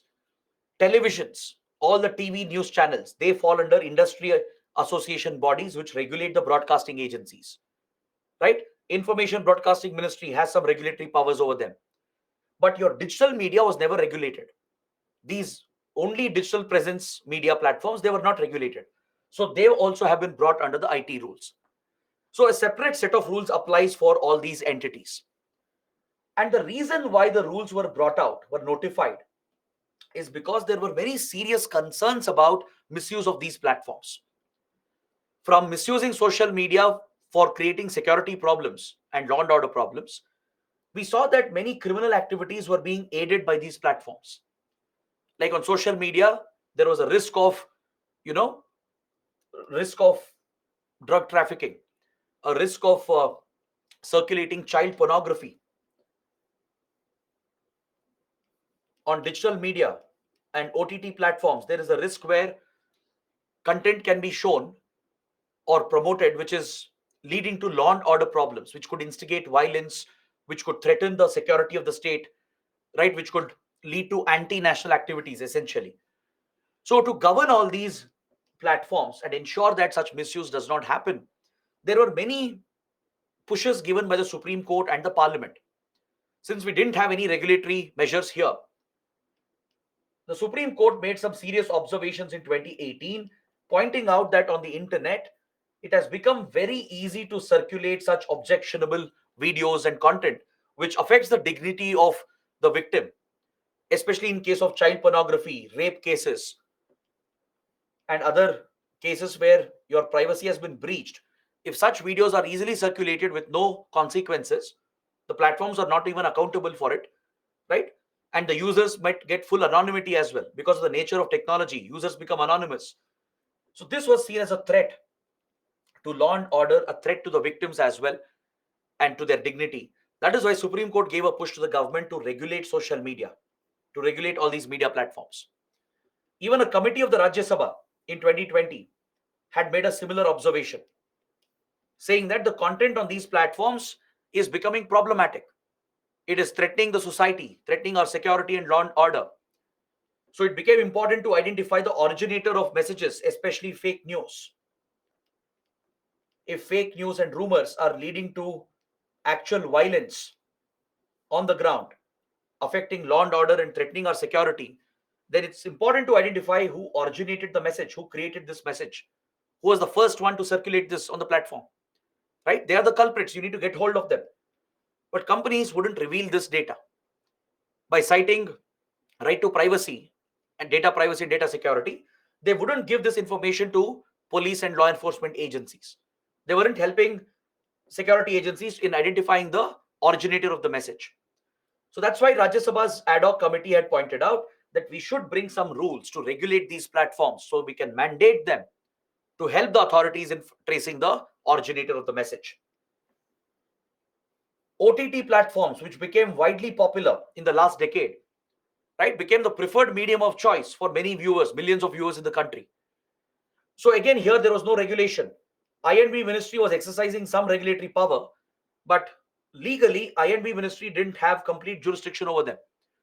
So because of all these deficiencies in our legal landscape, new rules became necessary, and that is why the IT rules were notified in 2021. It primarily applies for social media, digital news or digital media, and OTT. Through the new amendment, it will apply for online gaming. Is that clear? Now, let us see what are the rules. Let's take a brief look. Your social media firms. First, we'll talk about social media. All right, we'll take them up one by one. We'll take up the 4 categories one by one. With regard to social media, companies are divided into 2 categories. Social media intermediaries, significant social media intermediaries. The first category refers to small and very small companies, which have only few thousand, few lakh subscribers. Significant social media intermediaries are the ones which have millions of subscribers or millions of users. That's the difference. Just a few thousand or lakh subscribers are there for small companies, meaning they can't undergo strict restrictions and regulations. They can't focus on, obliging by these regulations. They'll lose their business model. They'll have to invest a lot, which could affect their businesses. So that is why these small companies have very limited rules on them, very limited regulations on them. That will protect ease of doing business as well. Without threatening the business model, it will help them in cooperating with the authorities to deal with security problems. So that's why the small platforms, which have very few subscribers, they have few restrictions, very limited rules on them. But the significant ones, which have millions of users, since they have the biggest impact on security, so they are under very strict restrictions right now. Strict rules apply for them because they have the money as well, the capital to make the changes happen. So now these companies have to show due diligence, meaning they will become accountable for the content which they host on their platforms. See, the previous legal provision was that to encourage these companies to come to India, to operate in India, to drive the digital expansion, we gave them a legal immunity. A safe harbor had been created under Section 79 of the IT Act, according to which the platforms are not accountable. They are not accountable for content hosted on their platform. This was a fair exception that was made to drive the growth of social media in India. It was critical to drive the growth of social media because, see, on social media, it's the users who are creating content. Now, it's not YouTube or Facebook who are posting objectionable videos, it's the users who might be posting it. Now, if you hold the companies accountable for it, if you press criminal charges against them and arrest their officers and punish them for it, no company will come to India to operate, right? They would have never entered the Indian market. So, to drive the initial growth, we gave a safe harbor, a legal immunity was given to drive the IT digital sector, the internet based tech industry. They got an exemption under section 79 of the IT Act. It's called a safe harbor. By citing this provision, they could hide safely. Even if cases came up at the court, the platform could say that we are not accountable for what content users are posting. Right? What can we do if users are posting objectionable material? Later, we might take it down, but we can't be held accountable just because they're posting it on our platform. That was the legal immunity given. It was necessary. Trust me, it's not a weak provision. It was necessary to drive growth in the industry, or else no companies would have come to India if you had threatened them with criminal charges. But now that the industry has grown, it's time for them to take accountability for this. Now that they're having a huge impact on the society, on the economy, right? There are miscreants, criminals misusing their platforms, creating security threats. It's time they showed due diligence. It is time that they should act against objectionable content. Meaning they should have provisions where such content can be reported. There should be methods through which such content can be taken down. Such accounts should be blocked. They should also cooperate with law enforcement, with police and intelligence agencies when required. Not just to shut down the accounts and take down the post, but also to trace the first originator. If someone is posting a video containing child pornography, which is a very serious offense, if someone is circulating rape videos, right, this is a serious threat, a serious law and order problem. So companies have to work with the authorities to track down these originators. If someone's message led to a riot, if someone's message led to a mob lynching, right, the originator will have to be punished. Criminal charges have to be brought on them. So in such cases, now it is mandatory for these companies to show due diligence. They can't claim legal immunity anymore. Meaning, if they don't show due diligence, then the immunity will go away. Understood? Legal immunity exists even now. Section 79 of IT Act, giving safe harbor to IT companies, still exists. It's not been removed. It will be removed for that company if it does not cooperate, if it does not show due diligence. Meaning, if it breaks the new IT rules, then the safe harbor will not apply and criminal charges can be pressed against the officials of the company. Against the representatives of the company, criminal charges can be pressed. They can be arrested, they'll go to jail because they will be held equally liable for the content that they are carrying on their platform if they don't cooperate, if they don't show due diligence. This is a very, very big change which has been introduced. So they are mandated right now to set up a grievance redressal mechanism. This already existed with all the big companies. Right now, it's only being made mandatory.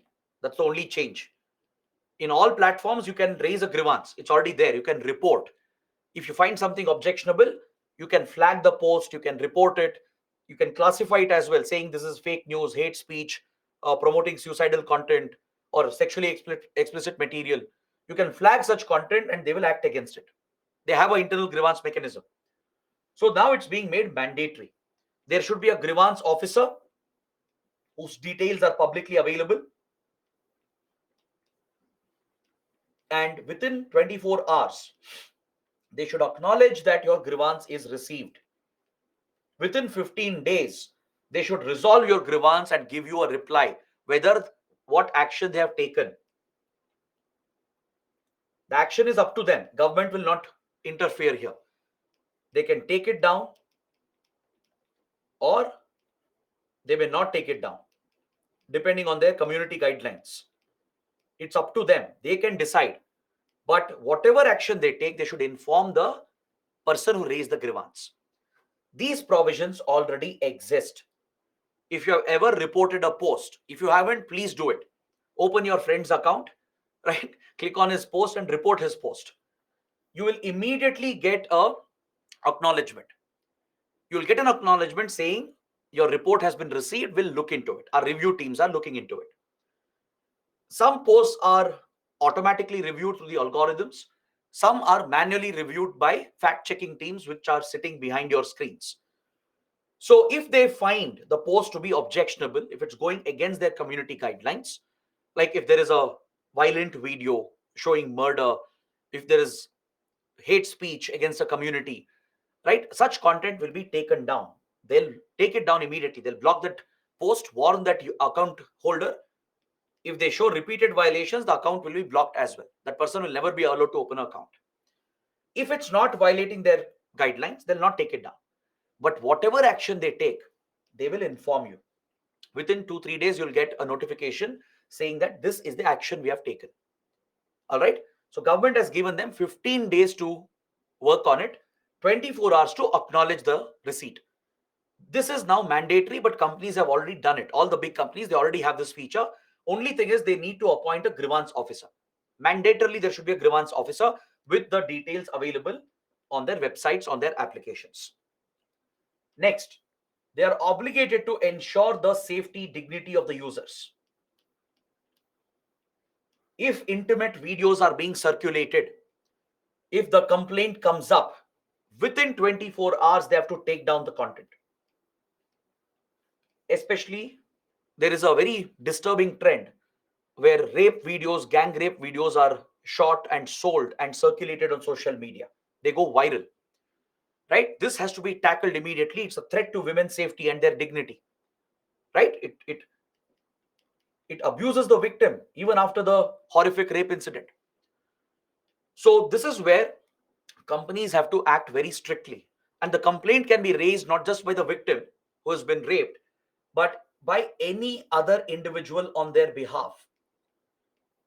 Because women would be hesitant, the victims of such violence they would be naturally hesitant to raise the complaint. So family members or any concerned person can raise the issue. Let's say you find any such objectionable videos, you can raise a complaint and within 24 hours they should take it down. All right. Another disturbing trend is revenge porn, where couple have broken up and because of the grudge they have against the other partner, they release the sexually explicit videos to humiliate them or later to blackmail them and threaten them. So any such videos which affects the dignity of women especially, right, or any victim in general, even if it's men, right, who's the victim here, such content has to be taken down within 24 hours to protect the dignity of the user. The other diligence factors will apply for only significant social media intermediaries. Now, whatever we discussed till now, they apply for all social media companies, be it small, be it the significant ones. But going forward, all the points I'll mention, they'll apply only for the large companies, only for significant social media companies. They need to appoint a chief compliance officer who will be resident Indian, meaning they should be in India, in an Indian office, not sitting abroad. They should have an office in India, registered office. The details should be made available. If the government wants to contact, we should know whom to contact, where the office is, who's the person. The details should be very clear. There should be a resident grievance officer, as we discussed, and the compliance officer will publish reports, monthly reports, and submit this to the government, showing how they are complying with the IT rules. The chief compliance officer should be a resident Indian who will be the nodal contact person for the government. A resident grievance officer to look into all the grievances users are raising. These two posts have to be created. These two officials have to be appointed by the company. They should both be in India, in an Indian office. Their details should be known to the government and to the public. The compliance officer will file compliance reports showing how the company is complying with IT rules. How did they act against complaints? Which post did they take down? What was the time taken to acknowledge the request? How quickly they solved these grievances? All that reports have to be submitted to the government to show that the companies are following the rules. Grievance officer, as you know, will look into grievances, right? And accordingly, what action has been taken should be communicated. The other important feature that will apply for the big, significant social media companies is to help trace the originator if there is a threat to law and order, if there is a security threat to the sovereignty integrity of the nation, to security of India, or friendly ties with foreign governments, or to public order. So basically, if there is any hate speech, if there is direct incitement to violence, any content related to terrorism, radicalism, fundamentalism, any such criminal activity, right, will be flagged by the authorities. When authorities reach out to them, be it intelligence agencies, police, or any law enforcement, if they reach out to them through legal routes, they have to help them trace the first originator, right? If they don't have a feature, they have to create that feature. See, right now, most companies, they say that we have end-to-end encryption. This is true. They are giving you utmost secrecy by providing end-to-end encryption, meaning from your device to the recipient's device, the whole communication channel is encrypted with very high level of encryption. It's almost impossible to break it.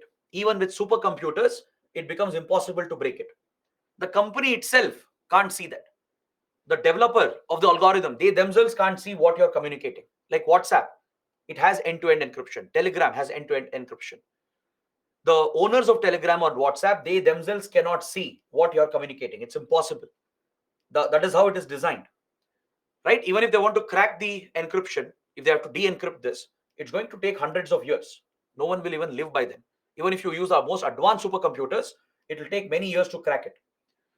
So intelligence agencies like NTRO, right, IB and RAW, they do have tools to break encryption. But again, not this high level of encryption. They will face challenges even with such applications. Even though they can intercept most of the communication on the internet, they will face a challenge with end-to-end encrypted apps. This is where we want the companies to tone down the encryption. We want them to create some measure where they can find out the originator and give us the details as well regarding the message. So now the government is making it mandatory, which means they have to make changes in their product, make changes into the algorithm to figure out a way in which safely they can figure out who's the originator when it is really needed for law and order and for security of the nation. Next, of course, any unlawful information which is flagged by the government should be removed. Now, this is highly controversial.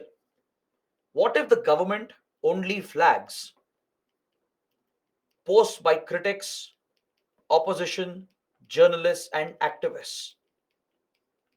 This is part of our right to free speech. I might criticize the government, right? I might blame the government as well for some mistakes and problems. That's my fundamental right. It's your basic democratic right. Tomorrow, if the government says that this is unlawful, it's a threat to law and order, or gives excuses like that and orders the company to take it down, companies will be forced to take it down. They'll have no other option. Let's say there's a video on YouTube. All right. Government feels it is unlawful or a threat to the security of the state. Without questions asked, the company has to take it down. They'll have no redressal. Only thing they can do is approach the court later, right? But once they get the notice, they have to take it down, block the content. Maybe then they can go to the judiciary, which will again take its own sweet time. Essentially, government gets the power of censorship with this provision. That is why it is heavily criticized. There is fear that this could lead to censorship where government might flag any content which is critical of the government and its leaders. Let's say you post something criticizing a government leader, or let's say there is a journalist writing articles exposing the government. That is their basic right. It's your democratic right to do that, right? So that is not any security threat. It's not any threat to the nation or to the state. This is a basic democratic right. But government can invoke these provisions and say that it's unlawful and ask them to take it down. So this could cripple free speech and expression. It's a threat to Article 19. That's why there is such a big controversy about the IT rules. Now coming to OTT. For OTT platforms, the government has minimal interference. Here the government is promoting self-regulation, self-classification and self-regulation. Because this is an area where creativity should be encouraged and promoted. Government shouldn't excessively interfere.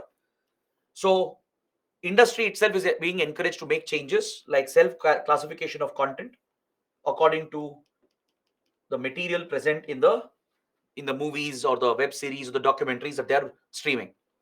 Now, this is something OTT platforms had already done even before the rules came in. Like when let's say you watch a movie or a web series on any platform, Netflix or Hotstar or Amazon Prime, at the very start, a disclaimer is issued saying this particular movie will have it'll have foul language or extreme violence or drug abuse or smoking or sexual acts, nudity. That is clearly specified. So if you want to watch, you can go ahead and watch. They use the standardized ratings as well: adult, universal, 7 plus, 13 plus, 16 plus. This is the standard for classifying content, and now this is being made mandatory. But many platforms were already doing it on their own. Parental lock, to ensure parents can lock out certain content which is adult content. A-rated content can be locked out for children so they are not exposed to adult content. This again is an inbuilt feature. It's already there. Most companies already had this feature. Now the government is making it mandatory. The ratings have to be clearly displayed to the user. All right, the ratings describing the content has to be clearly displayed. So whether the user wants to watch or not, they can decide at the very beginning. This is again this is something they've already done, but there could be others who still haven't implemented. So that's why the rules were brought out, mandatory rules for classification, parental lock, rating, etc. Now coming to digital media. Digital media is the equivalent of your press, where the right to press will apply, the right to free press will apply. If you look at newspapers, if you look at your magazines, other traditional media like radio, television, here the interference of government is minimal. It should be minimal, because media is the fourth pillar of your democracy. Media is the one which keeps check on the abuses of the government, the legislature, and even the judiciary. So it's very critical to protect the right to free press. If you look at newspapers, they come under Press Council of India, the PCI, which acts as a self-regulatory body. Right? The government has a minimal role in Press Council, and where most self-regulation is promoted within newspapers and within the industry. There are basic journalistic norms and codes which are laid out by the Press Council, and that's followed by all the reputed media outlets by and large. Television networks are under the Cable TV Regulation Act. They also have their own industry broadcasting associations where they self-regulate the content. Right? The government doesn't excessively interfere because this is media. The media has a right to free press where the government shouldn't be meddling. So on similar lines, for digital news as well, a 3-level grievance redressal mechanism focused on self-regulation has been introduced. A 3-tier grievance redressal mechanism. At level 1, each publisher will have to self-regulate. Like each platform, Swarajya, Scroll, Print, The Wire, and many more. There are plenty of digital news outlets today. They only have a digital presence. So first, they have to self-regulate. They should have a platform where they can receive complaints from their readers. If readers have a complaint about a fact, if readers have a complaint about some article which is objectionable according to them, There should be an internal mechanism to receive the complaint and review it and act on it. So the each news company will have a self-regulatory mechanism. They have to create this on their own. Second level, at the industry level, all the publishers collectively should form an association, provide for self-regulation at the industry level. So if your complaint is not resolved by the publisher, then you can approach the industry association where the self-regulatory body is present. You can appeal against that. Then finally, if the first two levels did not resolve your grievance, you can approach the third level where the government appoints a committee, a oversight mechanism. Now, this is where another controversy has come up. Ideally, government should be playing no role in the media. Government should stay away as far as possible from the media. That is how right to free press can be protected. Self-regulation by publishers is fine. Level 1 regulation is absolutely fine. Level 2 regulation is also fine because that is how newspapers and TV channels are being regulated through industry level bodies where self-regulation is done by the media. But the third level is dangerous. Government is giving itself a role to appoint an oversight mechanism, meaning government officials, government nominees will be appointed, and most likely they will favor the ruling parties. If there are articles in these platforms criticizing the government and the leaders, and if they order to take it down, it has to be taken down. So a strong criticism has come up, controversy has erupted that government is curbing the right to free press and free speech. So that is why IT rules became very problematic when it was notified. It triggered a big controversy. Now, through the latest amendment, which was done, online real money gaming has also been brought under it. Because today, gaming apps, betting apps have become notoriously popular. From young students to old age people, a lot of people are involved in betting apps where real money is bet, where games are played with real money. This is extremely dangerous. Not just because it is addictive, it could lead to economic loss. It could lead to fraudulent practices. It could encourage criminal activities. And more importantly, it can enable money laundering, which is tied with criminal activities and terror financing. So there is a real concern about online real money gaming, all the gaming apps and even the betting apps. So this is where some rules have been brought in to ensure that these threats, these issues are minimized. The government is again going for self-regulation. It doesn't want to restrict or limit the industry. It's asking the companies which develop these apps to self-regulate and form industry level self-regulatory bodies to determine what kind of apps should be allowed, what kind of apps should be banned. There are certain betting applications which are dangerous. It threatens your financial stability, right? Some of them could be extremely addictive, especially for children. They could be led on the wrong path. It could enable criminal activities going all the way till money laundering. So the company and the industry level bodies should take a call whether the app should be allowed or not. All right, so self regulation is being promoted with grievance redressal.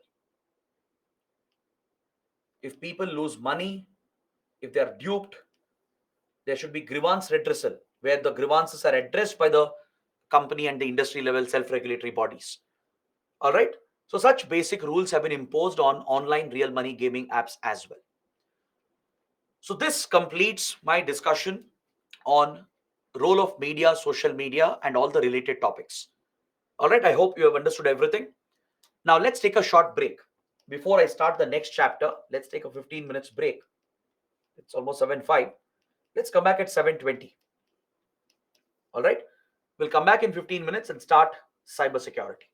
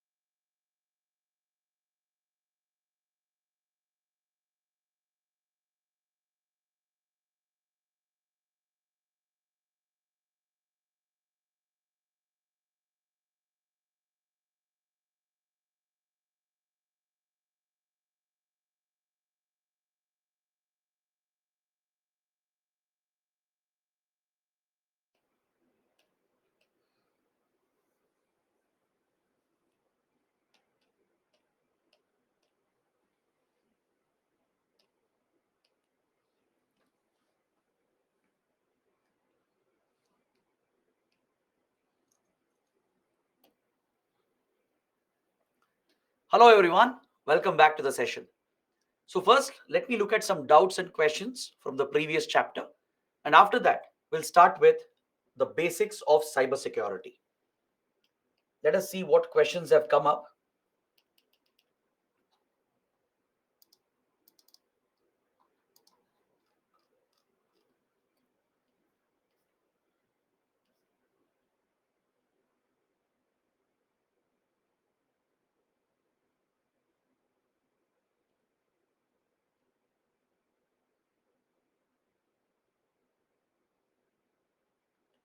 Just give me a minute. I'm taking a look at the questions and I'll pick them up one by one.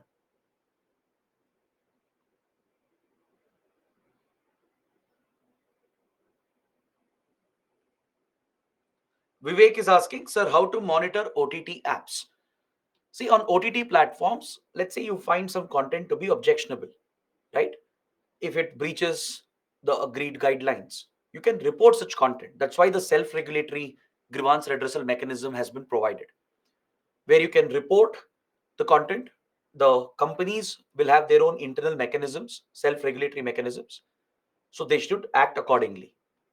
Next, if you're not happy with their redressal, you can approach the industry level self regulatory mechanisms, right? And the government itself, through Ministry of Information Broadcasting, will try to maintain some regulation. But here the regulation will be limited because it shouldn't curb creativity and freedom of expression. So limited self-regulation is being promoted for OTT platforms.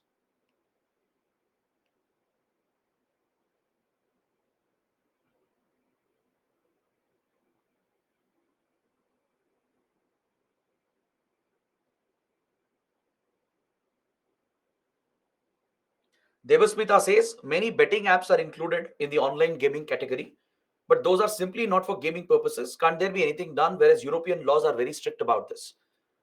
See, this is where India is also looking at a separate law to tackle online gaming, which are actually betting apps. There is a big difference between online gaming and the betting apps, right? In case of some online games, real money will be used to bet, but there are some games which are fine, which are acceptable, like your fantasy leagues, where you form your cricket teams, your soccer teams, and you bet, right? Such games are still acceptable, but as long as it's not leading to financial losses where there is fraudulent activities involved. But there are some betting apps which are outright dangerous, outright illegal, right? Because betting is banned, right? Such betting apps are not allowed. But again, there is a legal vacuum here.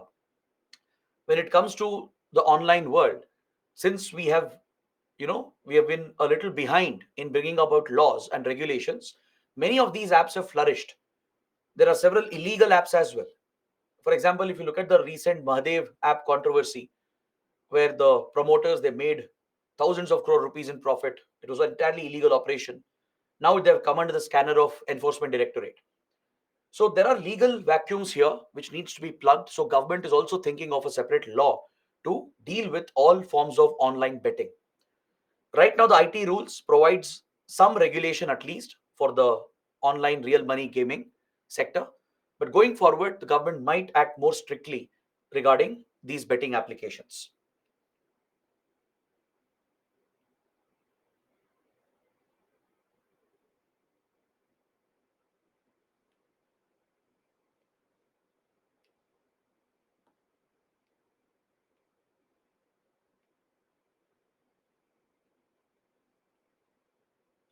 Prashant is asking, even in educational certificates, can we have the right to correct? That right already exists, and moreover, it's not your digital personal data. I told you, right? The law deals with digital personal data, where data is collected digitally, processed, and handled digitally. Anything that's manually entered, that doesn't cover, or it's not covered under the law itself.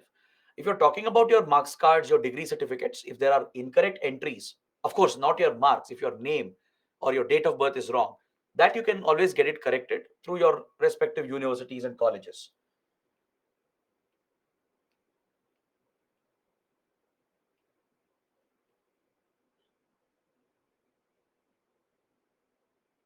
Femina is mentioning the recent NewsClick controversy. That also falls under the same discussion. NewsClick was a digital news platform, digital media platform. The government has alleged that NewsClick was funded by Chinese intelligence, running Chinese influence operations, where all the articles were designed to favor China and target India. But again, it will be a very difficult accusation to prove. The government has said that NewsClick journalists have received funds from Chinese sponsors to carry out this propaganda against India. So they have been charged under terror laws, under UAPA, right? Many journalists have been arrested. But again, it's about whether the government can find evidence to link these activities.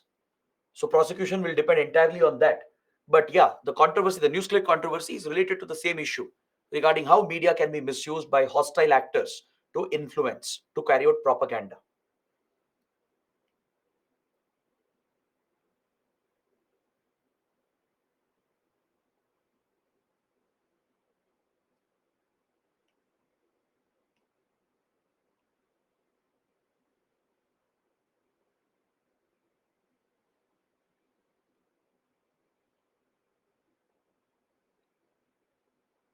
Chituri is asking, how can government move against Section 79 as there is an immunity provided? See, the safe harbor, the legal immunity under IT Act applies for all the tech companies, all the IT companies, social media firms. That immunity is there even now. It does not change. Only if social media companies don't follow these rules, the IT rules, if they don't show due diligence, which is if they don't cooperate with the authorities to take down unlawful content, if they don't help in tracing the first originator of messages which has led to violence, right? Or if they don't appoint chief compliance officer, the grievance officers, only if they don't follow these rules, only then the government will conclude that the company is not showing due diligence, and then the government will have the power to revoke the safe harbor. The legal immunity can be revoked under Section 79, which means the authorities can press criminal charges against the government, against the company officials. The chief compliance officer, grievance officers, the nodal officer can be arrested. They can be arrested and charges can be filed against them and punished accordingly as per the criminal laws.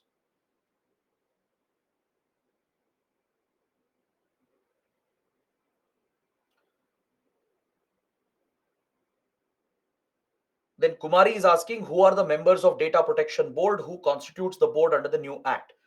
This the government will clarify to the rules. The act has been brought out, the rules under it will be notified. So there the specifics will be given.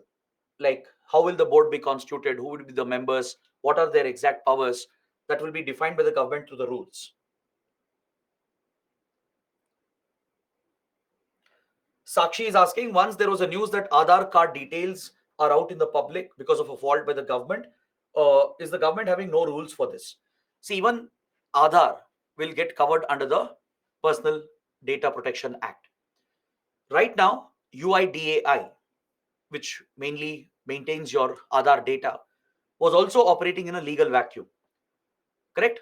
So, as it deals with your personal data, even these government entities will fall under these obligations. So the recent data breach regarding Aadhaar, which you're talking about, was a result of a cyber hack where the data was stolen and leaked in Telegram. So the government has said it was not a data breach; it's just a publicly available data which was taken and released on Telegram. But others are saying it was data which was personal data, and it was unauthorizedly access was given in an unauthorized manner and then leaked into the public domain. So previously, such excuses could have been given by the government, but going forward, the law will apply to government entities as well. UIDAI will also fall under the Data Protection Act. So if you become a victim of data breach, if your data privacy, data security has been compromised by private entity or government entity, you can file a grievance. You can approach the Data Protection Board for justice. If you're not happy with it, you can approach the appellate tribunal. And even after that, if you don't have a resolution, you can approach the judiciary all that anytime.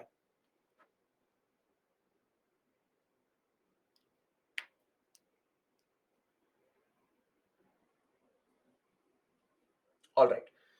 So guys, these were some questions. Now let's move on and let's look at the next chapter. We'll be looking at the basics of cybersecurity. We have to understand why cybersecurity is important. What are the threats in the cyber domain, right? How are citizens affected by it?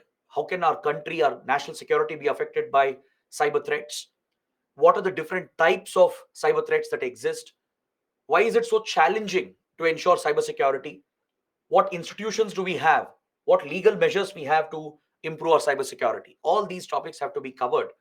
So let's start and cover as many topics as possible today till 8:30 p.m. And next week we have the remaining classes where we will wrap up all these chapters. So let's start with some basic concepts. Cyberspace is nothing but your virtual internet space. The internet itself is nothing but a network of connected devices. It's a network of connected devices. It's a peer-to-peer network where all the devices you're using, your laptops, your desktop computers, mobile phones, everything which is a network, which is connected to the internet, right, will be further connected with servers and data centers. So this peer-to-peer virtual network is essentially your internet, the virtual world. This constitutes your cyberspace. Now, there are many threats in the cyberspace where the data could be hacked by criminals, by hostile elements. They can breach the security of your device or the network, and they can steal sensitive data. They can get hold of sensitive data, which can be later misused in many different ways. So these cyber threats that exist, such as cyber crimes, cyber espionage, cyber warfare, they pose a threat to your data privacy, your well-being, and as well as to the country's national security. Today, it has become a very difficult challenge to guard and protect the cyberspace. The threats are evolving constantly. Cyberspace no longer remains just a civilian space. It has become a military domain. It has become militarized. When internet started out, when the initial foundation for the internet was laid, right? The initial vision was to make it a civilian space. If you look at the history of the internet, there were two parallel projects that were running in the United States. One was a defense project of the US Department of Defense, where they were building an initial network called ARPANET. ARPANET was designed by the US DoD to provide for military communication, to allow the armed forces to communicate better, to allow the command headquarters to reach out to the troops on the ground and communicate and share information through virtual mediums. While this defense project was going on, parallelly, a civilian project was coming up where researchers were trying to create a virtual network, interconnect the computers where exchange of information could happen. The initial idea was to connect research institutions, universities, colleges, etc., so that educational content, research material, they could all be shared with each other. Now, if you look at the commercialization of internet as well, which started from late 80s and 1990s, the cyberspace was primarily intended to be a civilian space, mainly for exchange of information, commercial transactions, etc. But parallelly, the increasing usage of cyberspace in the military domain has today turned cyberspace into a domain of warfare. It has become the fifth domain or the fifth dimension where wars are being fought. This is not some futuristic stuff. It's not something of science fiction. It's already happening. It's already happened. Traditionally, there were three dimensions where war was fought. That is land, water, right? Land and water were the initial dimensions where we fought conflicts. Then came air with the evolution of aircrafts. So as technology advanced, we kept creating more dimensions of warfare. Traditionally, we humans have fought wars on land and water as well as naval technology developed, shipbuilding technology developed. Then with aviation came air-based combat. Then came outer space, your fourth dimension of warfare. Starting from the Cold War era, US and Soviet Union, they militarized outer space by developing military capabilities in space. Today, even India, China have military capabilities in outer space. Apart from having military satellites for surveillance and for communication, right? Today, you have weapons in outer space. You can potentially deploy missiles and nuclear weapons in outer space. You can use anti-satellite weapons to knock out enemy satellites in orbit. So very few countries have these capabilities like US, Russia, India, and China, leading to complete militarization of outer space. Now we have seen the fifth dimension coming up in the last 3 decades, which is your cyberspace. Countries realized in an interconnected world where almost every sector of the economy, where every key institution is connected to the internet, it is possible to launch these virtual attacks to collect sensitive data, to spy on other countries, to carry out espionage, and even to bring down those networks and cause physical harm in the real world. So, cyber warfare today has become a very potent, dangerous weapon which is being used actively in conflicts around the world. Look at Russia Ukraine war, which is going on. It's not just a physical war, there is a cyber war involved as well, which has been going on for many years. From 2014 itself, Russia has been waging a cyber war campaign against Ukraine. Look at the Israel Hamas conflict. There is a cyber element involved, right? In any major war or conflict that you see today, cyber war is an integral part of it. Even during India China border tensions, cyber war was reported. Between India Pakistan, right? There are cyber attacks which happen with a geopolitical dimension.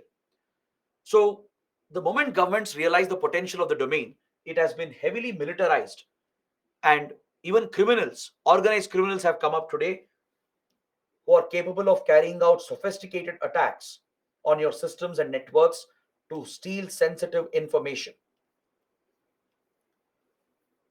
So, even though cyberspace has transformed the world, it has transformed the economy, it has transformed our day to day lives, right? None of us can imagine a day without the internet, correct? Every sector of the economy depends on the internet. So there are many benefits, many advantages. At the same time, there are many challenges, many threats as well. Cyber warfare is a reality. Cyber crimes have gone up exponentially, which threatens our financial and well-being and safety. Then cyber espionage has become a reality as well, which threatens our national security. So dealing with cybersecurity is no longer a choice. It is mandatory.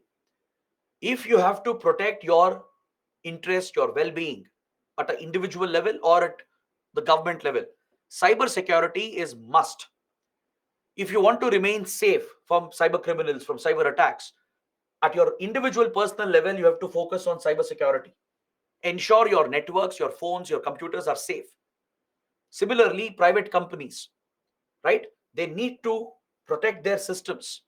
They need to protect their trade secrets, their intellectual property from hackers and criminals. Governments have to focus on cybersecurity to protect their cyberspace, their critical infrastructure, to counter cyber wars and cyber espionage. So it's no longer a choice. In the last 25, 30 years, cybersecurity has become a mandatory requirement. But however, cybersecurity is very challenging. With regard to cybersecurity, there is nothing called as 100% security or foolproof security. It does not exist. There's nothing called foolproof security, or you can't ensure 100% security. It has become impossible because that is the very nature of cyberspace.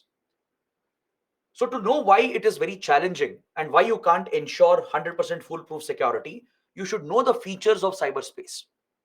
UPSC may ask a 10-mark mains question asking you to discuss why cybersecurity is very challenging, or why foolproof security can't be ensured in cyberspace, why cybersecurity is constantly evolving. Such basic questions can be asked. And to answer this, you should know the basic features of the cyberspace.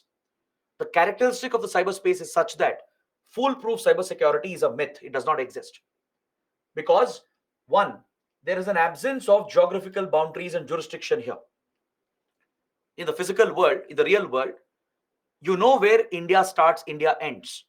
You know where other countries start and end because our boundaries are defined, jurisdictions are defined.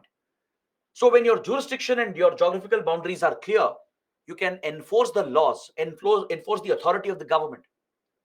But in cyberspace, this does not exist. It's a virtual space, right? There are no clear-cut boundaries.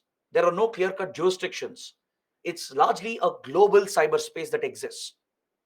Even though you can point out the internet node points, you can't really define that this is exclusively Indian cyberspace, that this is exclusively American cyberspace. You can't do that. Those geographical barriers don't exist here.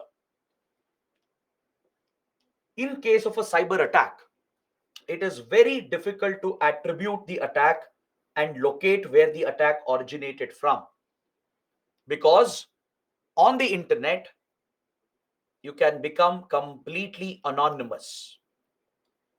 You can hide your identity, you can mask your actual location from where you're operating, you can mask the IP address of your system, thereby guaranteeing complete anonymity to the attacker. All right, a cyber criminal, or let's say a group sponsored by a government waging cyber war or conducting cyber espionage, they can completely hide their location. They can use proxy servers. You might have heard of VPNs, virtual private networks, and proxy servers, to bounce their locations from different locations around the world. Initially, the attack might appear to be coming from Pakistan, but if you look further, you will see that it's only a proxy, right? You will see that the attack bounces off to Brazil or Spain, then China, Russia. So they can bounce locations across the world through multiple locations, through VPNs and proxy servers, and mask their location and IP address completely. Identities can be easily concealed, right? You can become anonymous on the internet. So this makes attribution very difficult. If you don't know who the attacker is or where the attack is coming from, right? And if you don't know the jurisdictions and the boundaries, how will you deter the attacker? How will you retaliate? These are traditional security concepts in the security world, right? Traditionally, one way of securing your region is by building deterrence against the threat, right? You build those capabilities, attack capabilities, offensive capabilities, to show that the other side, to show the other side that you can retaliate and carry out massive attacks. That will act as a deterrent. It will prevent the attacker from launching the first strike. So deterrence and retaliation is a basic security concept through which you can protect your security. You can threaten the attacker. You can ensure the attacker doesn't launch the first attack, because there is always a fear of retaliation. Deterrence and retaliation will work only when you know the location and the attacker. If you know who's the attacker, who's sponsoring it, who's carrying it out, from which location, only then you can deter them and retaliate against them. In cyberspace, none of this is possible. Due to anonymity, lack of jurisdiction, and the complete masking of location and IP address, it is almost impossible to find out who carried out the attack, where it came from. So your regular concepts of security will not work here. What concepts you apply in the physical world, like deterrence, retaliation, that will not work or apply here in the cyber domain. So you need different methods to ensure your cyber security. Then also, technology is so rapidly evolving in the computing domain, in the communication domain, that every day there is a new threat which is emerging. Now, today you might get the best cybersecurity possible for your network and your systems. By tomorrow, it can become outdated with a new cyber weapon. The technology is rapidly, constantly evolving here. So you can't assume that you are safe. Just because you made some investments today, made yourself secure today, that is no guarantee that you're safe tomorrow. So you have to keep evolving with the trend. As new threats emerge, you have to keep adapting to the situation and keep improving your cybersecurity, because it is a very dynamic world. Is that clear? The cyber criminals are finding new ways to hack into systems. new cyber warfare weapons are being developed, right? New vulnerabilities are being exposed in the hardware, the software, and in the networks. So, given the risk here, you need to stay up to date on a daily basis. Your cybersecurity itself becomes very dynamic. That is why there is no guarantee that a system is fully secure. You can't say that there is 100% cybersecurity. That is the biggest challenge. Foolproof cybersecurity doesn't exist, it's a myth. No matter what measures you take, there might be some loopholes which the attacker will figure out and exploit. So, the only thing you can do here is be up to date, be dynamic. Your cybersecurity should also be evolving with the threats. Understood? And you should develop the capabilities to detect the attack and try to deter the attack. You should not only develop defensive options to defend, but you should also have offensive options to retaliate. So this is where cybersecurity becomes very, very challenging. Is that clear? It requires constant attention and constant investments. Now, let us understand the very basic process involved in a cyber attack. What happens in a cyber attack? What are the basics involved here? Right? What happens in a cyber attack and what methods are used by the attacker to gain this access into your system and your devices? Because there could be a prelims question as well.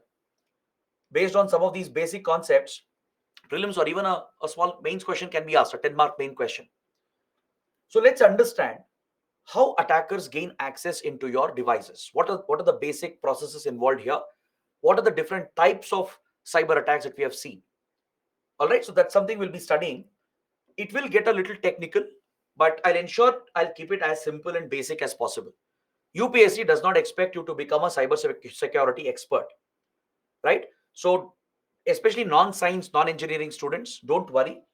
This is not just for engineers. It's not just for software and IT engineers. Trust me, many of them also have very limited knowledge about cybersecurity unless they are really professionals and experts in it.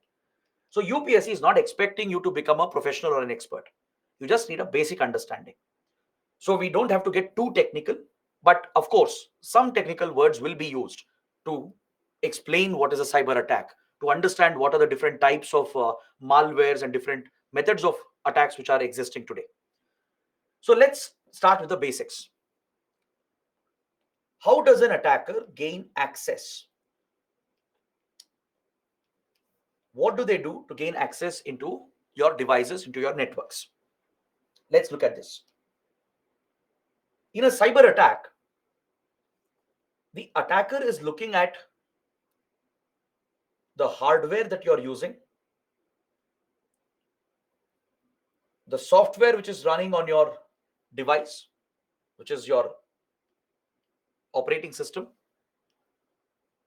and also all the applications, which are also softwares essentially, all the applications that you're running on your device, and the network to which you're connected. It could be a Wi-Fi network, it could be your mobile service provider providing you internet service as well, right? It could be your mobile data basically, or it could be you could be connected to a LAN network in an office space or in an educational institution, in a government office, etc.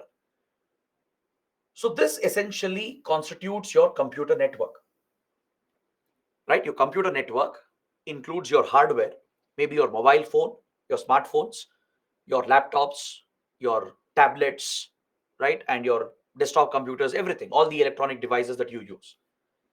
They all run on some basic softwares, including the operating system and the applications you're running. And you're connected to some network to access the internet.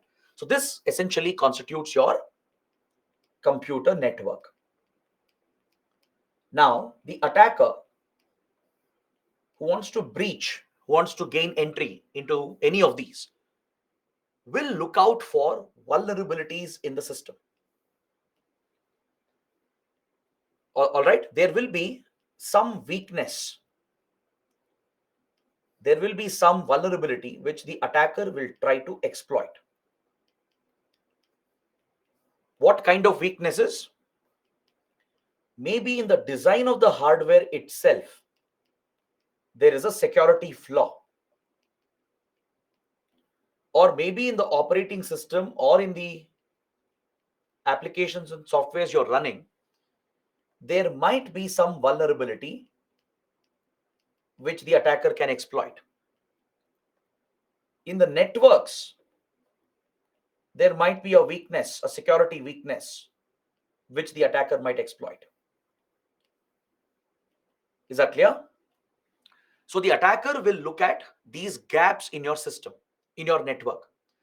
Now, every computer network comes with a basic layer of defense, a basic layer of cybersecurity, which is collectively called the firewall of your system.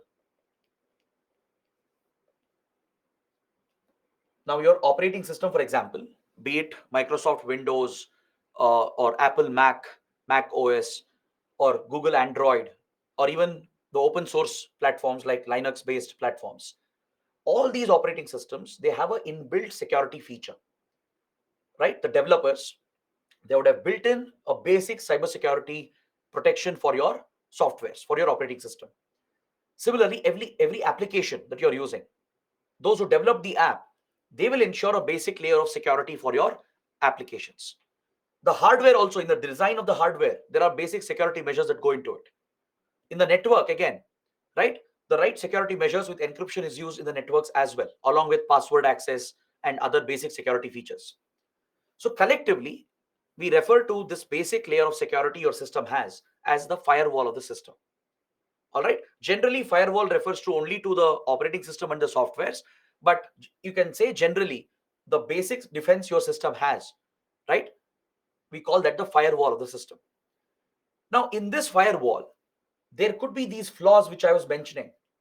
Some vulnerability or weakness might exist, which creates a gap in your system. And this is exactly what the attacker will look for.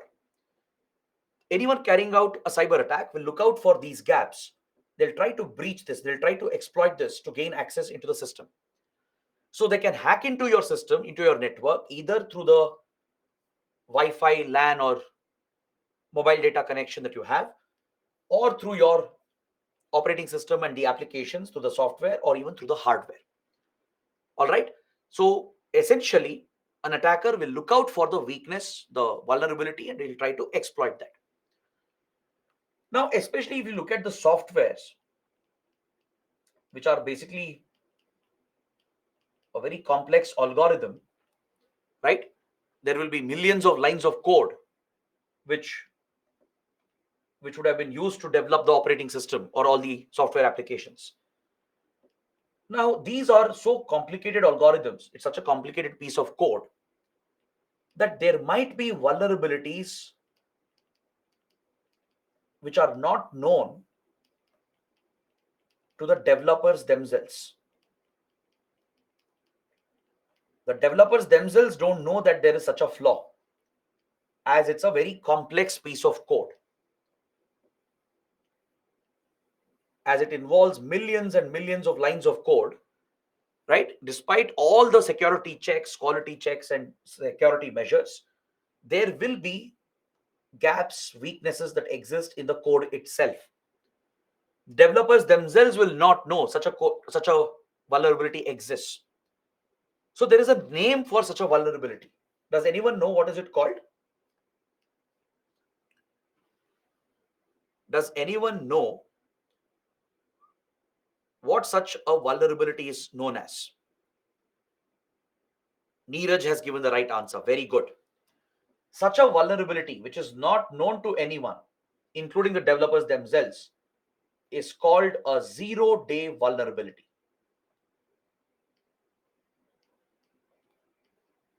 Please write this down. It can be a prelims question, because most of the cyber attacks that happen involving cyber crimes, they happen by using zero-day vulnerability.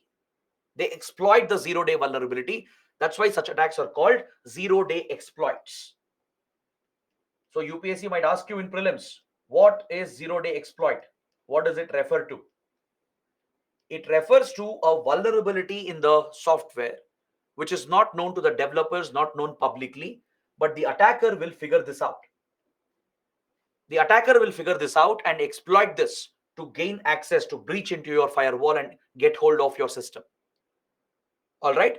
When the first time when it comes out in the open, that's when it becomes a 0-day exploit, meaning someone has exposed it and also exploited it to their advantage. That is why many companies, they reward the bug hunters. There are bounty programs run by all the big companies. They they provide incentives to freelancers, the ethical hackers, right? So freelancers, ethical hackers, the bug hunters, they can scan the code, they can go through all the features, and if they come across any vulnerabilities which is a threat, they can flag that, and the company will recognize that. They'll reward them as well. They give them a very good bounty for finding the bug. These unknown bugs in the system, not known to the developer themselves, is called a 0-day vulnerability. Once it comes out, right, in the public domain, and if an attacker exploits it, it becomes a 0-day exploit. So attackers look for such vulnerabilities which is not known to anyone. They'll try to scan the code, they'll try to figure this out, and they'll try to hack into the system by exploiting this 0-day vulnerability, meaning there is no security for this. There's no security patch available. So such an attack which happens by exploiting an unknown vulnerability is called a 0-day exploit. So once the vulnerability becomes known, the developers will create a security patch. They'll plug that immediately by creating a security patch for it. That's why you get your updates. You might have seen every time you update your OS, your applications, it will say that one improvement through the update is that your security will improve. Meaning they have figured out some flaws. Either the company has done it on its own, the internal team of developers, the internal teams have found out a bug, they're trying to fix that, or it was a 0-day vulnerability not known to the companies, flagged by someone else, and then they're trying to plug that. So they will send this as an update, as a security patch to the software, so that they can plug this gap, plug out this weakness. So in any cyber attack, the basic mechanic is this. It's very simple. The attacker will look out for these weaknesses, either in your hardware, your software, or in your network. They'll try to breach the basic layer of defense which is there, which includes your antivirus as well. Just because you installed antivirus doesn't mean you're fully safe. Yes, it guarantees cyber security, but not 100% cyber security. So the attacker will look for such weaknesses, and he'll try to breach into your system, trying to gain unauthorized access. All right. Now, once the weakness is known, once they figure out where they can breach your system, they will use a variety of softwares which is called malware to gain access into your system, to gain even control over your system. These softwares with a malicious intention is called a malware. Malware is basically short for malicious software. It's a piece of code written by cyber attackers, cyber criminals. Cyber criminals, cyber attackers would have written this piece of code with the wrong intention, with a malicious intention, with the intention of hacking into your system, getting unauthorized access into your system to steal your data, or to get control over your device and manipulate the operation of your device. If with such a malicious intention a piece of code is written, such a software which is having a malicious intention becomes known as a malware or malicious software. There are different types of malwares. For example, you would have heard about a computer virus, computer worms, trojans, ransomware, etc. These are the popular ones. There are many more, but these are the popular ones. So virus, worms, trojans, ransomwares, all these are malwares, different types of malwares or malicious softwares. So hackers can not just exploit the vulnerability in the software and the network, even in the hardware there could be a problem. In the hardware design itself, there could be a flaw which attackers can exploit in their cyber attacks. Is that clear? Now, what is the threat from a cyber attack? What threat do you face? Let's say your system has been hacked. Your system has been hacked through one of the malwares or through one of the methods which we are going to discuss later. Now, what will happen once you're a victim of a cyber attack? What is the risk you're facing? What could you lose? How could this affect your safety and well-being? Right? What are the consequences basically? What will happen to the victim? Let us see that. One, the hacker who has hacked into your system might steal the data, especially sensitive personal data can be stolen. This is one big risk you will face. Now, some of the personal data can be intimate. It's something which is personal to you, it's part of your privacy. Through such intimate data, you can be blackmailed. You can be blackmailed to extract ransom. Right? This is one of the biggest risks where you face financial losses. You might face embarrassment, your dignity could be compromised because your intimate data is in the hands of the hacker. He will threaten to release it if you don't pay him the ransom. This is one risk that you might face. Next, they might steal such data which is of financial importance to you. For example, your bank account details, your credit card details, right? Your passwords. Now, this becomes a huge financial risk. You might lose all your savings. Your bank account will be emptied within minutes if you are at risk of such a fraud, right? If they get hold of your net banking details, your credit card details, login passwords, it can lead to a major financial risk for the victim. Other than this, the hacker might just be a voyeur, meaning they just want to secretly observe what you're doing. They can get hold of the system, control the devices as well and the operations of the device. They can switch on the mic, the camera. They can monitor your keystrokes, what you're typing, monitor your online activity,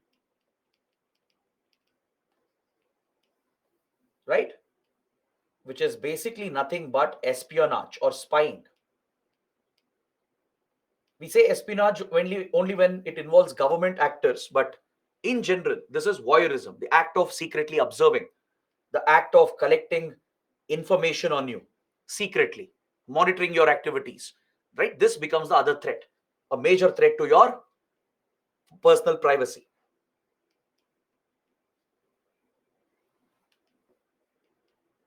Now, when it comes to governments and private industries, the risk is not just about losing sensitive data. The risk is not just about compromising data because of spying and espionage, but the hacker might gain control over the system itself. Apart from the risk of stealing sensitive data and getting spied upon by the attacker, governments and industries, they face a risk where they gain control over the complete system. Now, today, you know that all major operations are controlled by computers, from dam operations to power plant operations to nuclear plant operations. Everything is controlled by computers, right? So, if the attacker gains control over such critical systems, they can actually cause a real world physical disaster. They can manipulate the operation of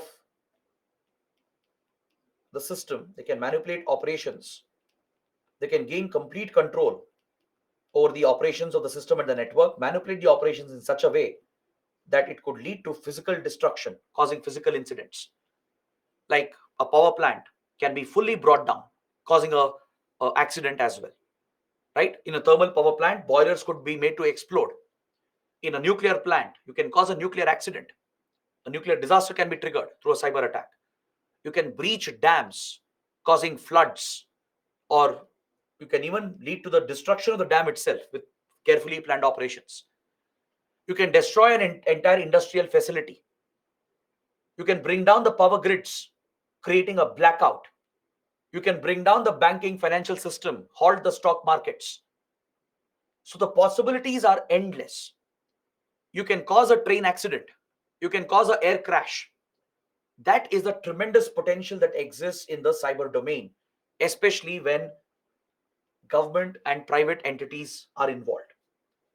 Right? If government entities are targeted, or if private industry is being targeted, and if the attacker gains complete control over the system itself, they can manipulate the operations in such a way that they can destroy the operations, that can destroy the physical infrastructure itself. So this becomes the biggest threat, apart from the personal threat at an individual level, where you are being blackmailed, held for ransom, where your money is being stolen. Right? Apart from this, apart from compromising on your privacy and your personal details, at the government level, at the level of the industry, there is a much bigger risk. It's not just about losing data, losing money, paying ransoms, right? Or where classified information is stolen, where government private companies are also held for ransom. It's not just about that. Apart from these basic risks, there is a risk where infrastructure can be destroyed. Physically, in the real world, destruction can happen because of a virtual attack. That is the power of cyber war. Countries can be brought down to their knees without even firing a single bullet today. Without going to physical war, a country can be crippled even before the war begins. That is the potential of cyber warfare. So, as a result, cybersecurity becomes extremely critical. Right? This is something that you can't ignore, or you can't, choose. You have to focus on this. Governments, private entities, and each individual, anyone accessing the internet, they have to be mindful of cybersecurity. They have to be mindful of the consequences. Is that clear? So now, based on this, let us study the different types of malwares and attacks which are used. Let us talk about DDoS attacks, which are frequently in news. Let's understand different malwares. What's a virus? What's a worm, a Trojan, ransomware? Let's see the different methods which are used to trick, deceive, and commit frauds. These are some basics, right? I'll not get too technical. I'll keep it very simple. I'll use very common, simple words so that everyone can understand, and that's how questions will be asked as well. All right. So let's take a look at that.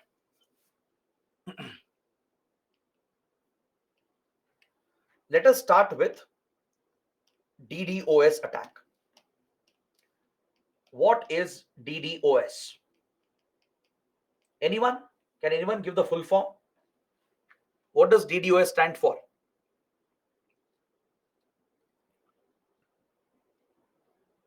Femina says denial of service. Very good. Aniket Abhijit also says denial of service. Vaishna has given the complete full form, distributed denial of service. Very good. DDoS is distributed denial of service. So how does this attack really work? What does really happen in such an attack? To understand this, you need to learn a very basic fundamental concept related to the internet. Regarding how the internet functions, there is one fundamental concept on which the internet is built. It's called the client server model. The client server model. This is the very foundation of your internet. All right. Again, as I told you, I'll keep it very simple. I don't want this to become too technical. The client server model is the very foundation of your internet. This is how you're all interacting with the internet. This class which is happening, right, virtually, online, it's based on the client server model. Let's see how. The client is nothing but the user's device. You are the user. All of you. You're watching this class either through your mobile phone, through your laptops, through your tablets, or maybe desktop computers. All those devices accessing the internet, looking for some data, looking for some kind of service online. You become the client, the device basically, right? Not personally you, but your device becomes the client here. Now, there are servers which basically serve the device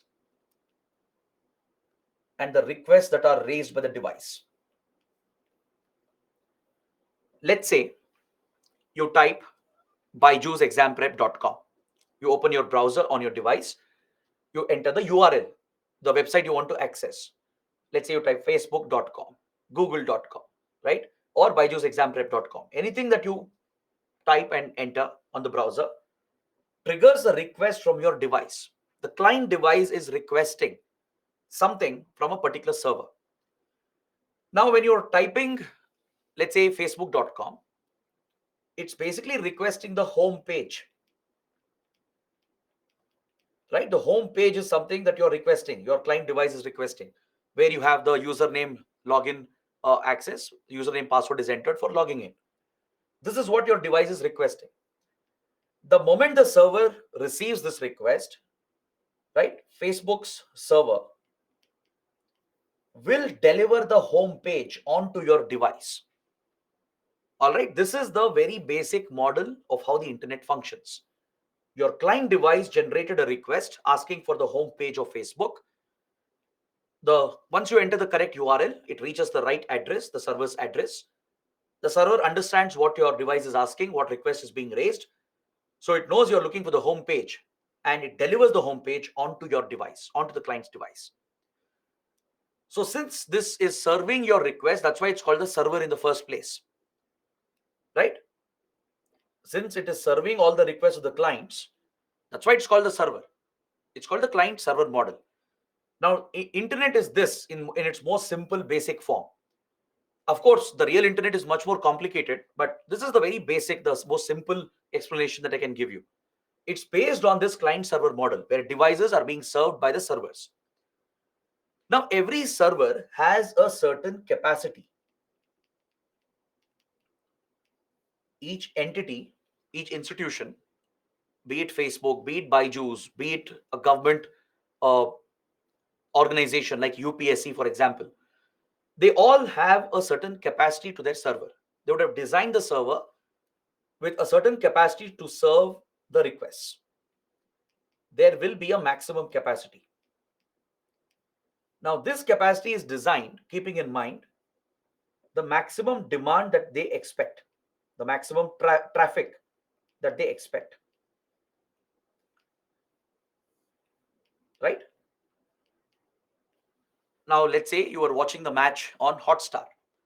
So Disney Hotstar knows what traffic to expect. They would have designed their server to deliver all your client devices with live streaming, uninterrupted, high quality live streaming. And they would have scaled their server capacity, right? They know for India-Pakistan match, there would be a surge in traffic. For other matches, they may not get the same kind of traffic. So keeping these changes in traffic and changes in demand, they would have appropriately designed their server capacity as well to ensure that everyone gets uninterrupted access. Let's say only 1 crore people are watching. Tomorrow, suddenly, because of India-Pakistan match, the viewership jumps to, let's say, 10 crores. The server should not be overwhelmed because servers have a maximum capacity beyond which they cannot serve. What if the server is flooded with millions of requests beyond its handling capacity? What if the server is overwhelmed beyond its capacity? That is when your server freezes, right? Your server goes down. Your server will not know which request to serve, and the system shuts down for a brief period, causing an error page to come on your device. You'd have seen the error codes that come up on your browsers, right? Many times when it happens because of the breach in capacity of the server, if the server is down completely, you get a particular error code showing that the page cannot be displayed. Meaning the server went down. It couldn't identify which request to serve. Let's say the server was designed to handle 1 million requests, but all of a sudden it got a traffic of 10 million. So it's overwhelmed right now. It doesn't know which request to serve and it crashes, causing a shutdown of the server briefly, which affects the service for the user. The client service experience, user experience is affected, right? So this could happen anywhere. Let's say UPSC notification is out. Today is the last day to apply for the exam. Suddenly there will be a surge in traffic. All the students, as you know, applied the last minute, right? So UPSC would have anticipated this, right? And they would have built appropriate server capacity to handle the additional requests. But what if someone is flooding the server with requests which can confuse the server and bring the server down? This is exactly what happens in a DDoS attack. The attacker will lead a distributed attack with the intention of denying service to ensure that service gets denied to the genuine users. All right? How do they do this? The attacker can create bots. They can either take over hundreds and thousands of computers around the world from which they can generate these fake requests, or today you can automate this. With just one code, you can create a bot that can create millions and millions of requests which appear to be genuine requests from actual users. These bots mimic the action of a client device. See, these are the genuine clients. Genuinely, they are trying to access the server, trying to watch a cricket match or watch this class or access UPSC website to apply for the exam. These are the genuine users. But an attacker from the outside who wants to disrupt this service, he wants to deny service to the actual clients. He will use bots, which is basically a system of a network of hundreds and thousands of computers which he has already hacked into. Or they might write an algorithm in such a way the code itself will generate millions of different unique requests as if it is coming from different computers from different locations.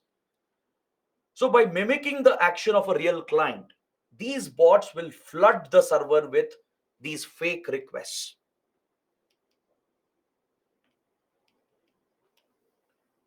Now, before mounting this distributed attack, which is coming from multiple locations, the attacker would have studied the server's capacity. They would have tested the server's capacity. They will know that, okay, this server can handle, let's say, 10 million requests simultaneously. But the distributed attack will generate 100 million requests, 50 million requests, right? The developers also know, the owners of the server will know that such surges can happen. They would have accounted for these traffic surges.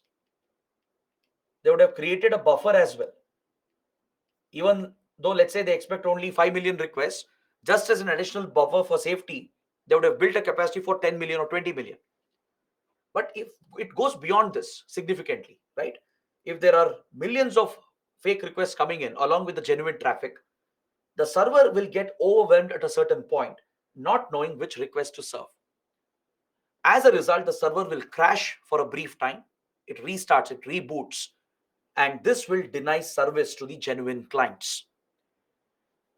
So that's why it's called a DDoS attack. Genuine service is being denied. There is denial of service which is happening. And it's a distributed attack coming through multiple locations where bots are mimicking these fake requests. It looks like a genuine request to the server, but these are all fake requests coming from bots. It's a distributed attack. So distributed denial of service. So the attacker will do this sometimes just for the fun of it, the sake of it, just to disrupt service, to affect the brand name of a company or a government entity. Because when you try to access, you don't get access, you obviously don't like the user experience, right? Or they might do it because they might be sponsored, or they're trying to retaliate and send a message. And they might even be planning a bigger attack after this, because when the server goes down, when it shuts down after a DDoS attack, it makes the whole system vulnerable. The firewalls will also go down. The basic layer of defense will be down. So they might use the opportunity to hack into the server itself, to steal the data, to get hold of the server and steal data during this shutdown period. That is why DDoS attacks are dangerous. It not only denies service and affects user experience, it could lead to bigger attacks where the attacker will exploit the vulnerability of the server, where the firewalls are down, plants malwares in it, and it could lead to loss of data, where the attacker might steal sensitive data, thereby resulting in a massive breach, a massive data breach. So such attacks are called DDoS attacks. It's very common in the industry, right? It's one of the biggest causes for cyber crimes and cyber thefts and frauds as well. All right. Even let's say when India-Pakistan tensions increase, for example, there could be these very nationalistic hackers who try to deface government websites. For example, Indian hackers who are acting on their own, not with government support, they're acting on their own. They might target Pakistani government websites. Similarly, Pakistani hackers might target Indian government websites. They'll try to disrupt the service, right? They'll launch DDoS attacks to deny service, bring down the website and post messages. They will claim the attack and they will send political messages as well, display messages to humiliate the other country. Or private companies might do this to each other. Competitors might do it. To disrupt their competition, they might target their competitor, bring down their websites, denying service to them. Right? So DDoS attacks is a major factor in cyber crimes today. But today there are enough cyber tools available to prevent this from happening. To shield the servers from this, there are sophisticated tools available. There are many companies that specialize in cybersecurity in tackling DDoS threats. Today, cybersecurity tools are so advanced, they can figure out which are fake requests coming from bots. They can filter out and separate the fake bot requests while continuing to serve the client requests. Such sophisticated tools are available. It will figure out the fake bot requests. Once it detects an attack, automatically the bot requests get filtered out, while clients don't even experience any disruption in their service. There are tools available to detect the attack, and immediately the server will shift to another location. Meaning the server will move out from here. This server, even if it's coming under attack, it will move to different locations where they have multiple servers and start serving. It'll start serving the clients from the other location. So such sophisticated tools are available today, but DDoS attacks remain a major threat. Is that clear? So next, what is hacking? Hacking is the way through which your cyber defenses are breached and the attacker is gaining entry into your system. That is called hacking. That practice, that method is called hacking. An attacker getting unauthorized access to your system or to your computer network. That is a hack.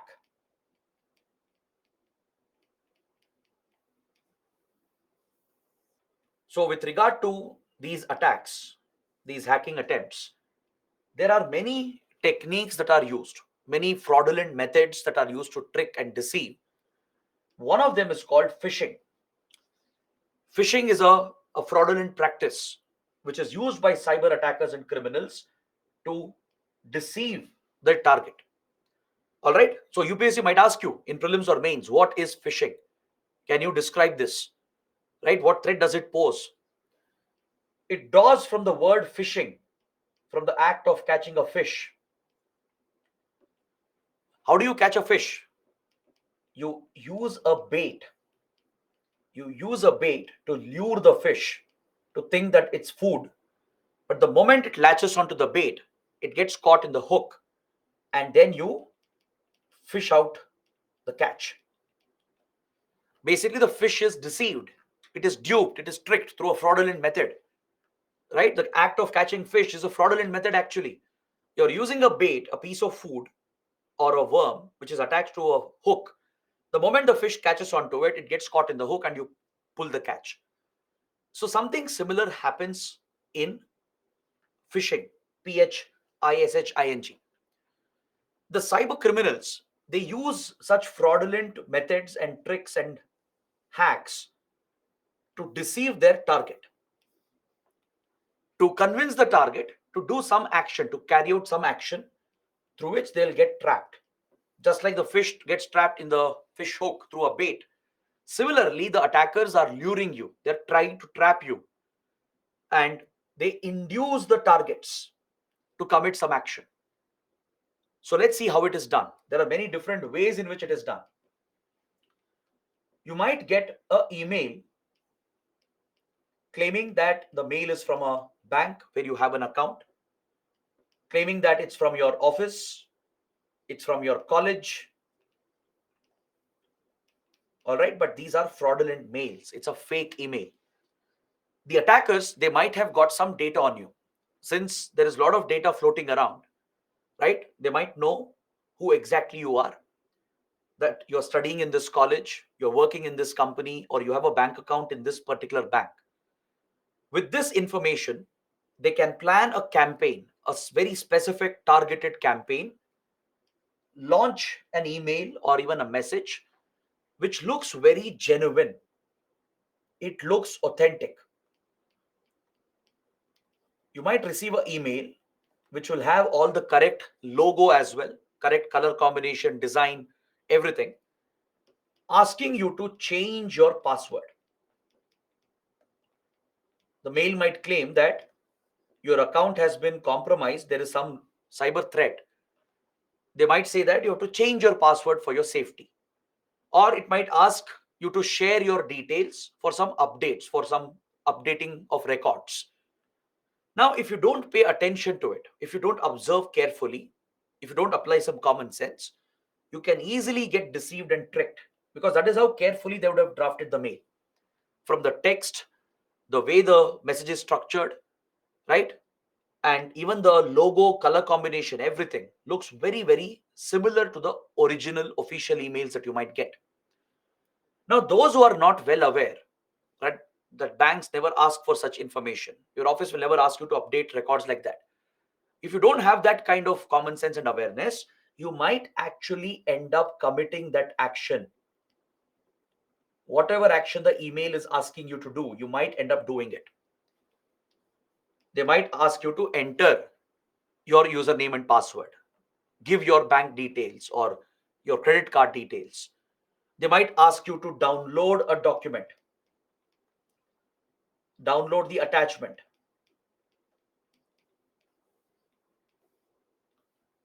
Is that clear? The moment you commit any of these actions, you are already a victim of a cyber attack. The moment you do what they're asking you to do, they might ask you to click on a link which they have shared in the email. They might ask you to enter these details, which is your personal banking details. They might ask you to download the attachment. The moment you commit the action, you are caught. You are a victim. They can now plant the malware, hack into the system, and do anything that's possible after that. Everything becomes possible after that.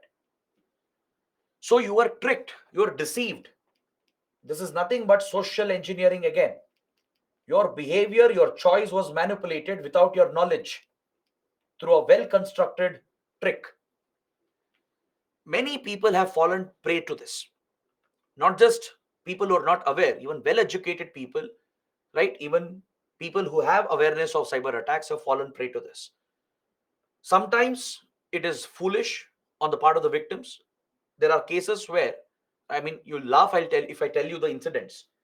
There are cases where many Americans, they got duped of millions of dollars of rupees in the early days of the internet, in 1990s and early 2000, when internet was still new. The Americans, they would get mails, claiming that they are a Nigerian prince and they're inviting them to Nigeria, they're giving them a lucrative job, right? And or they would get a mail saying they won a lottery, $10 million. You just have to enter your bank detail, we'll transfer the amount to you.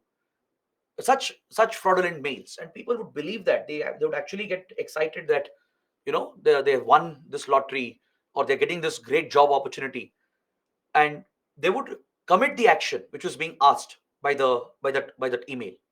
Now, the moment you do anything which is being asked, clicking on the link, downloading the attachment, or sharing your details, right, that itself will expose you, and you're already a victim. The attachment might contain a malware. The attachment might contain a virus or a worm or a Trojan. The moment you download that, your system is infected. The malware will start acting, it will start carrying out its actions, and whatever the attacker wants to do, steal data, just watch and observe, right, or threaten for ransom, or control the system, anything can be done by designing appropriate malwares.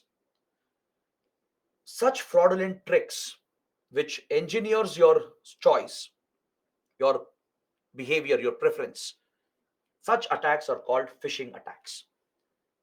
All right, this itself is the not the weapon or the malware, it's just a method. It's a trick, it's a fraudulent method of gaining access into your system, of convincing you to commit some action which will compromise your cyber safety. I'm sure many of you would have experienced this. Of late, the threat has gone, it has grown exponentially. I'm sure you get a lot of WhatsApp calls, messages saying that there is this great job opportunity, there's an investment opportunity, right? Or there could be honey trap methods which are used as well, where uh, communication might come to you either on your Instagram or Facebook or WhatsApp, right? Where the other person would be of the opposite gender. They would have a picture as well. They'll share images as well to convince that they're a real person. And they might open up for intimate conversations, right? Essentially, committing intimate sexual acts, which leads them to record your acts in intimate positions and then threaten and blackmail. This is also a type of phishing where you're being, where you're being tricked, and then you're essentially being duped. There are people who have lost lakhs of rupees by convincing that they have an investment opportunity, right? They get these communications either through SMS or any communication platform or through emails. And once they commit what the attacker is planning to do, once they commit that action, immediately you become a victim of these cyber crimes and frauds and attacks, right? So this technique is called phishing. In India, it has become one of the most serious threats today, especially with UPI payments. Many people have been duped and tricked. They get these calls or messages saying we're sending money to you. They'll share the QR code, but actually you are sending money to them. You're not receiving money from them. If you apply common sense, you'll realize that. But sometimes when you're not aware and when you don't apply common sense, you might become tricked, or you might become trapped in these phishing operations. In India, there are many such cartels which operate. These are organized networks which run this. It's not done by one individual, it's by organized groups that these kind of phishing attacks are mounted. Right? If you might have seen Jamtara, the Netflix series, which is a very, very real depiction of what actually happens. A bunch of people with the right skills to convince, can pull off massive frauds amounting to hundreds of crore rupees. So this has become a nightmare.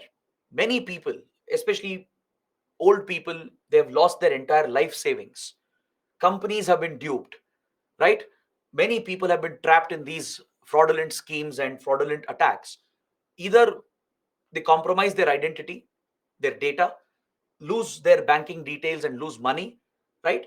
Or the whole system gets compromised, leading to long term surveillance and long term impact on their personal safety and well being.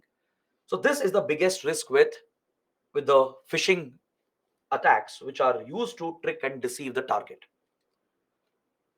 So, this is where I would like to stop for today. We have covered a number of important topics. So, let's resume the discussion in the next class on Monday. We have a few more topics to go. We'll discuss other malwares, and we'll talk more about cyber wars, cyber espionage as well. And then we'll discuss what India is doing to step up cybersecurity. So we can keep all these topics for the next class, and we can end the session for today.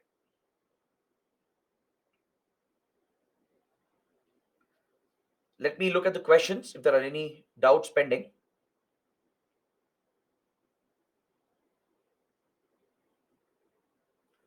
Sir, what are ethical hackers? Ethical hackers are those who have no malintention. They are hacking into systems and networks to point out the flaws, to help the companies and the government to improve cybersecurity, to point out the weaknesses and vulnerabilities so that actual attackers don't exploit it. So they are called ethical hackers.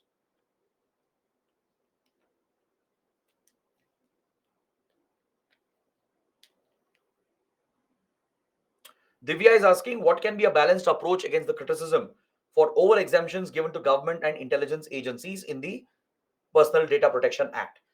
See, what you can do is, let's say question comes on Digital Personal Data Protection Act. First, discuss the provisions, right? Highlight all the good provisions, and then point out that these concerns are present. That critics have pointed out that the exemptions given to government agencies has led to fears of targeted and mass surveillance. Point out all the drawbacks that we discussed. So that would not be your personal opinion. You can always say that this is what critics are pointing out regarding this act. You can mention that despite all the good provisions, there are some concerns regarding the shortcomings of the law, where government itself is giving exemptions on all these security grounds, which might potentially lead to violation of fundamental rights. So it's about striking that balance. Maybe give a suggestion as well, give a solution at the end on how the government could have struck a better balance. Maybe with regard to surveillance, there can be a better accountability mechanism where if there is misuse, if intelligence agencies are misusing the surveillance powers, there should be better accountability, right? So there should be more mechanisms internally in the government to keep a check on these powers, because surveillance is necessary, it is needed. Surveillance is definitely needed to tackle the security threats, but it should be limited powers. There should be a clear system of checks and balances, and that is something the government should clarify. So such suggestions can be given to make it constructive criticism.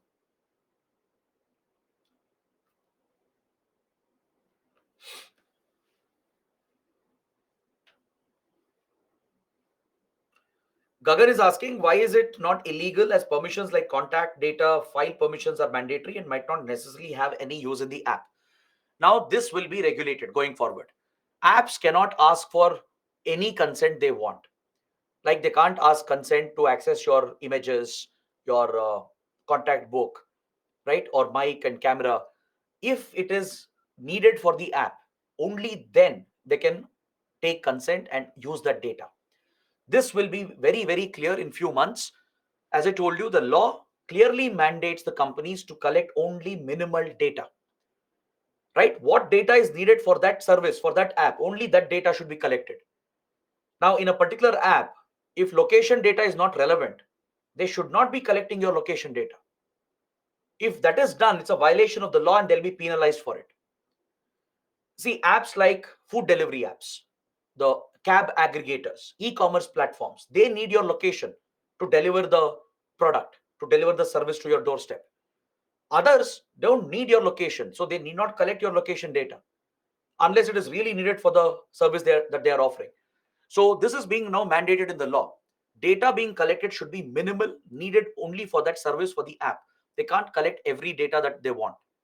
This will be restricted. You will see that in the notice you are going to get in some months. You have to approve that. Only then you will be able to use the application, and only then they can collect data from your application. All right. So guys, these were the questions.